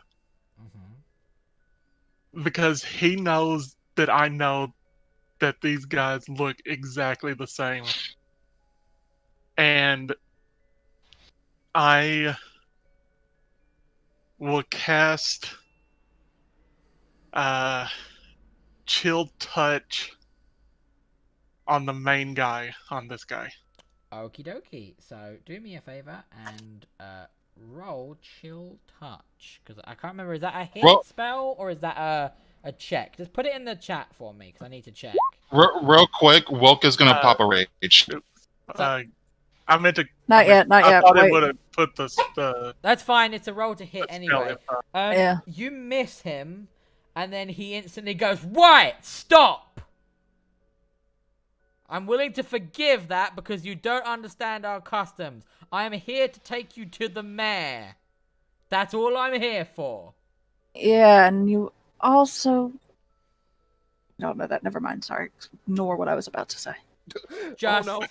all of Well, no, I don't know because I was so out of it. Like I didn't realize they looked the same. Maybe Steed should say something. all of you. You calm also down. You also look exactly like the guys who attacked us on that road. Wilk is gonna pop a rage. No, I know. No, I got that you popped a rage. It's fine. They Yeah. see that. Okay. I don't know if you heard that. And Sierra's gonna go look at the person in the red cloak, and she's like, "Well, if you don't want to die, you might want to help us out with Can this." Wilk roll a history just to make sure that these were also the same people that might have poisoned him on the road? Oh yeah, he got Yeah. massively Roll- poisoned by roll these a history. fucks. Roll a history. Shit. Here we go. Come I don't on, think it's gonna work, but Yeah, no, you remember that guy was among the people, and these look very similar. They're not the exact same person, you can tell that for a fact, but they look very similar. they're not. The Yep. main guy is still imploring to you. He's like, "Listen, we're not here to hurt you. I don't know what you're talking about by being attacked. I don't know about anyone attacking you, okay? Just calm Can I down." inset check that? Yes. I'm going to as well. He does not know about anyone attacking you guys. But he might know something about them attacking Trevor. Just all of you, calm down. We're just gonna take you. You can keep your weapons. We're just gonna take you to the mayor. You're gonna speak to the mayor, and then do whatever you need to do. And All of you Sierra's calm gonna get a down. look at Trevor. Fucking tab. Can Trevor see her looking for a minute? Trevor sees that you're looking, and Trevor is sweating. Why did you put Castro between Carrigan and a hard place? And Sierra's gonna look at Trevor and just try to convey they're not good. He gets that, but he's sweating and he doesn't know what to do. He's not. Remember, Trevor. So, more memory perspective. Trevor was never used to this. He was a trader. Traders were supposed to be traders, like Fabio. Because I don't know if you watched it, but the idea is that the trader guilds are the people that set up all of the merchants in all of the general. And usually they're supposed to be safe. Yeah, I got a question.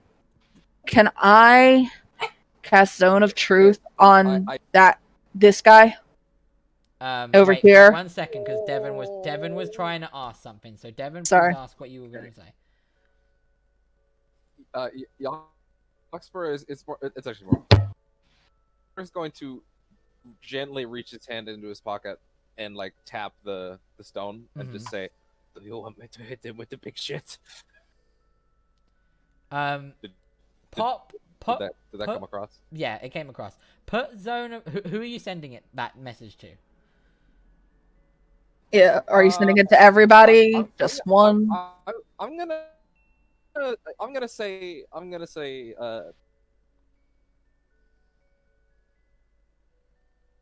You cut out at the end. Yeah, you just said I'm gonna say the party. The whole party. Okay. Let me just So you can 100% zone of truth the leader. Is that that's a charisma saving throw. I will make the save and then you tell. I'm gonna put it to GM because I don't want you to see the name. Okay. I'll be honest and tell you what it is. Then you tell me if he passes. 10. Okay. I guess that's a fail. I'm guessing that's a fail. Yeah, that's a fail. Okay, so he is zone of truth. He's aware that he's been zone of truth though. Fuck off. Hold on. Depending on where she put it, these two would also be in it. Yeah. Yeah, Yeah. that's fine. I'll. So they're not really talking. She's like, "Did you guys attack? Did your men attack Trevor? Did you guys attack Trevor?" I don't know what you're talking about. My men did not attack Trevor. Did your band, your group, attack Trevor? I don't your know what homies. you're talking about. What are they? Okay. Did the Black Hand attack Trevor? I don't know what you're talking what are- about. Something. Trying to work the Just fucking right all of phasing. you, calm down. We're just taking you to see the mayor. There's no need for an issue here. Okay. What does the mayor plan for us? To speak to you about Trevor. Woke is reaching for his club right now, is willing to attack. You have Wait, a wait. brain Okay, blast, okay. in the Out of Wait. character. Out of character. Somebody think of something phrasing. How am I phrasing this wrong? Because they Can know something. Can only the person who cast it ask questions? Yeah. Only the person who cast it. Help me think of a phrasing, please.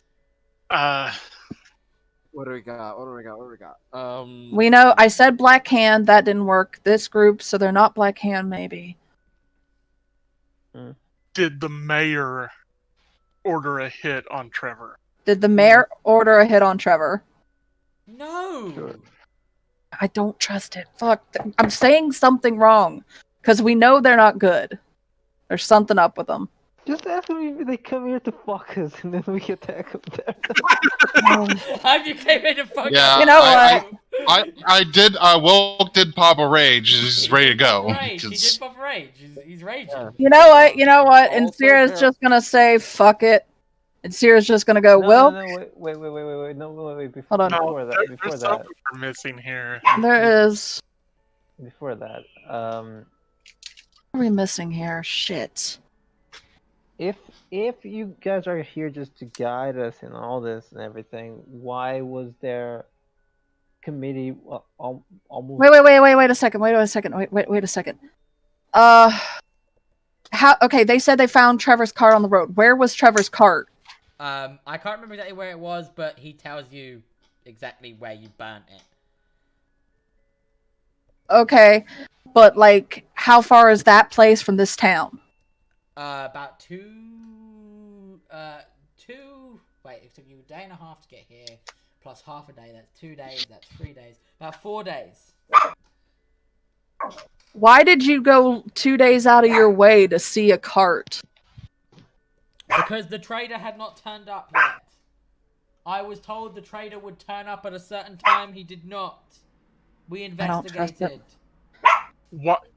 Why would you go investigate a trader, and then when the trader shows up, you try and turn him away?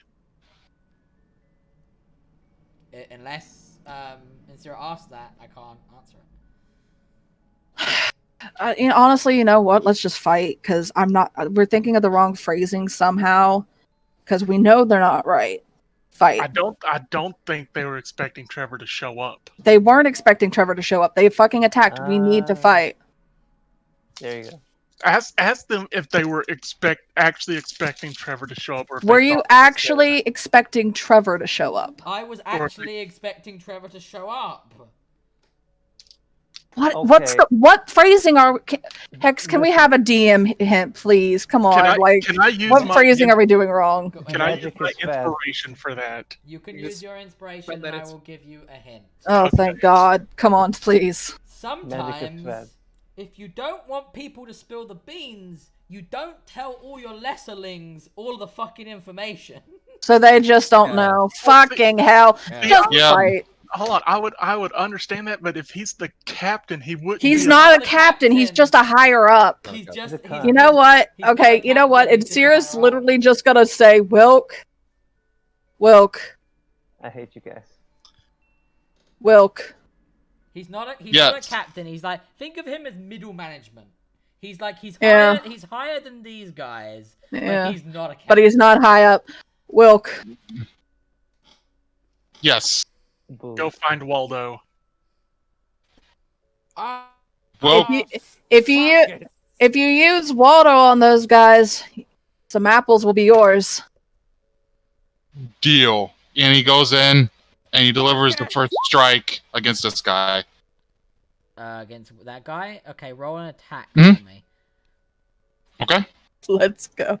And you know what? Because none of you communicated, Wilk and Wone, please roll me a dexterity save to see if you get hit by that attack that Jaxborough has just thrown in. I did it before. He did do it before Wilk went in, Yeah, which but- is weird, No, but but I did it before.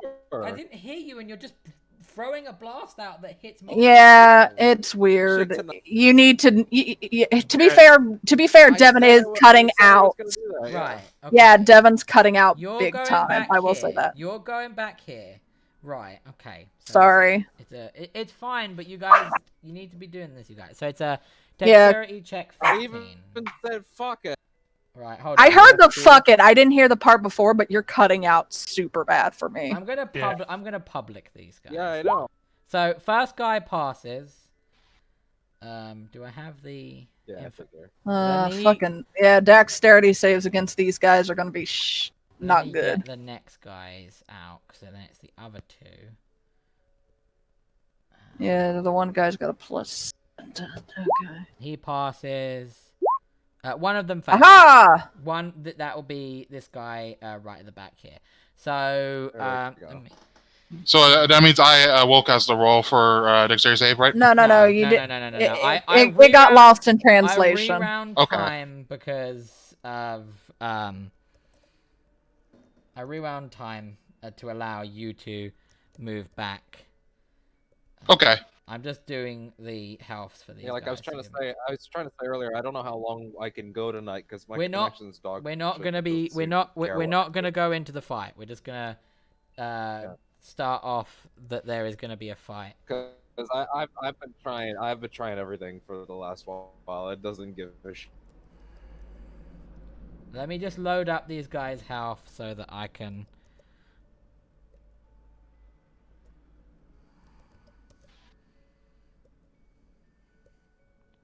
At least have an idea of their health. Right, so is it a half damage is pushed on a failed save a target takes, so on a failed save this guy gets the full damage, so that's minus 13 and it's pushed back 20 feet and knocked prone. So I'm gonna say he goes into here, hits the wall, and I'm gonna put a symbol.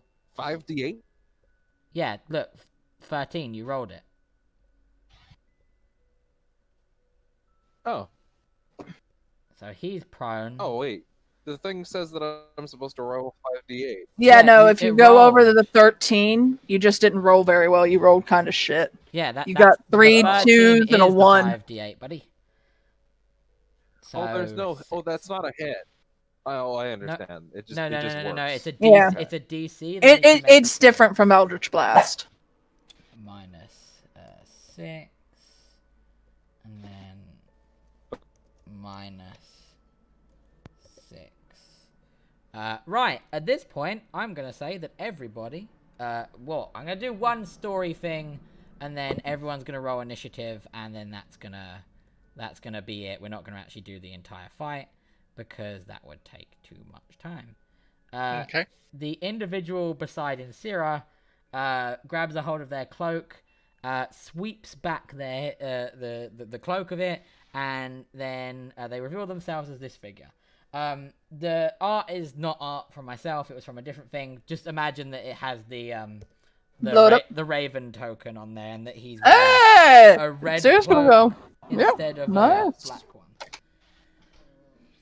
Right, so what I do want you to do is I do want everyone to actually roll their initiative so that I can see how this will go when the time... Okay, so let me double check and click on that token, and then Oh, that's good. The Black Hand group outside did really badly with their initiative. How will the group inside do, though? Let's see. Motherfucker! Oh, they did bad. I'm gonna put this. Every I'm time. gonna put this in because I want to see if I can roll an advantage. But if I can't, I won't do it. But I think I put that just to Well, make you sure. roll advantage. Your Yes. instincts. You roll advantage anyway because of that. Sure, give me You- 1 you minute. Always get to Okay. roll Yeah, advantage. I got a 10. It's okay. 10. Cool. Okay. I also need to take off that Double Zone of ch- Truth spell. I'm still Gutsman Fabio. You are. Because I like the name there saying Gutsman That was Father. that advantage. That's not an advantage. You've only rolled once. Wait, hold on. That's weird. Hold on. Let me double check. Yeah, you just something. rolled once, yeah. Yeah. Caitlin, are you changing your spells just before a fight? No, I said I need to take off for that Zone of Truth because I used 1 level 2. Oh. No, much better. Oh well. Jeez. Me and Wilk are always at the fucking worst with initiative. Let me see. I'm gonna do a quick test real quick just to see if this is if I'm doing this correctly. Not this is gonna be like not taking into account, but I'm gonna just see something. Right, that's Okay. sending. That's, Okay. That was at advantage, And then. but it doesn't say though for Yeah. initiative. Oh, okay. That's because weird. initiative doesn't actually roll at advantage the same way Oh, other that's things do. weird. Oh, Okay. okay. Let me make sure this guy has the right. There he is. So basically, you just roll twice. Okay. Just so that he's Yeah. connected to the right sheet. And then roll his initiative. 15. Where does he go? Oh, did I not? For a turn Oh, order, I'll be at a 7, not a 17. Okay, let me change this, and I will change that. Me and Wilk are always the worst. Yeah. Our bonding. Well, And I got Yeah. We are bound together by our shit initiative. Where's well, I had feral instinct, so I was like thinking like I can just roll an advantage anyway, so I at least have a better next time, chance. But yeah, not next much. time you just roll twice instead of once. Oh yeah, no, I did that anyway. Just Yeah, I was know. just surprised I didn't Just see still that. bad luck. Yeah, because you won't. Oh, here I We are don't like do. the worst with initiative. Let us be bound together by fate. Right. Okay. So everyone who is a combatant in the fight has officially rolled. The turn tracker is ready and set up. I'm gonna end it there. I'm not gonna do the fight because this is a big fight. I know we've had some connection errors, and I don't really want to get started on this fight and not be able to finish it because it could cause some problems. But yeah, that's going to be the episode for now. I will quickly show the title. I did intend you guys to get a little bit further than this, but then the bird situation happened. And The bird situation. the title is more in reflection of what you saw happening in Carrigan, and the title is Wolves in Sheep's Clothing. Maybe you should With change. birds and sheep's I would- clothing. No. Put not flocking Yeah. around. Oh, Jesus. I wish the title said "Nature is a fuck." Nature is a fuck. Yeah. Yeah, you have noticed that something is very off in Carrigan Town. The guards seem to all be members of the Black Hand, whom you know were responsible, or believe were responsible based on their appearance, for attempting the assassination on your good old friend Trevor the Trader. You have tried to communicate with this one guy and ask if they were aware of it, but they seem to not be aware of it. But you have Because he's a lower peon. They also they're Also, there is no hot orc dude, and yeah, let's have him on our side. His name is Raul. Yeah, let's get rid of Devin. But yeah. Hey, we had a shit orc Oh, dude. yeah. Now we have hot orc dude. We have elevated. Look at him. He's got a We cool have risen up. He's got a cool top knot. It's cool. Yeah, and he's got a cool sword. He's a stealthy okay, orc we dig it. as well. We dig Look it. at him. Anyway, yeah. So that's gonna be it for now. I'm still up for talking. Romance arc begins now. Oh, yeah, you cheating on your husband? Yeah, you cheating on your husband, Chaos? Yeah, I'm gonna leave it at that. You cheating on Chaos.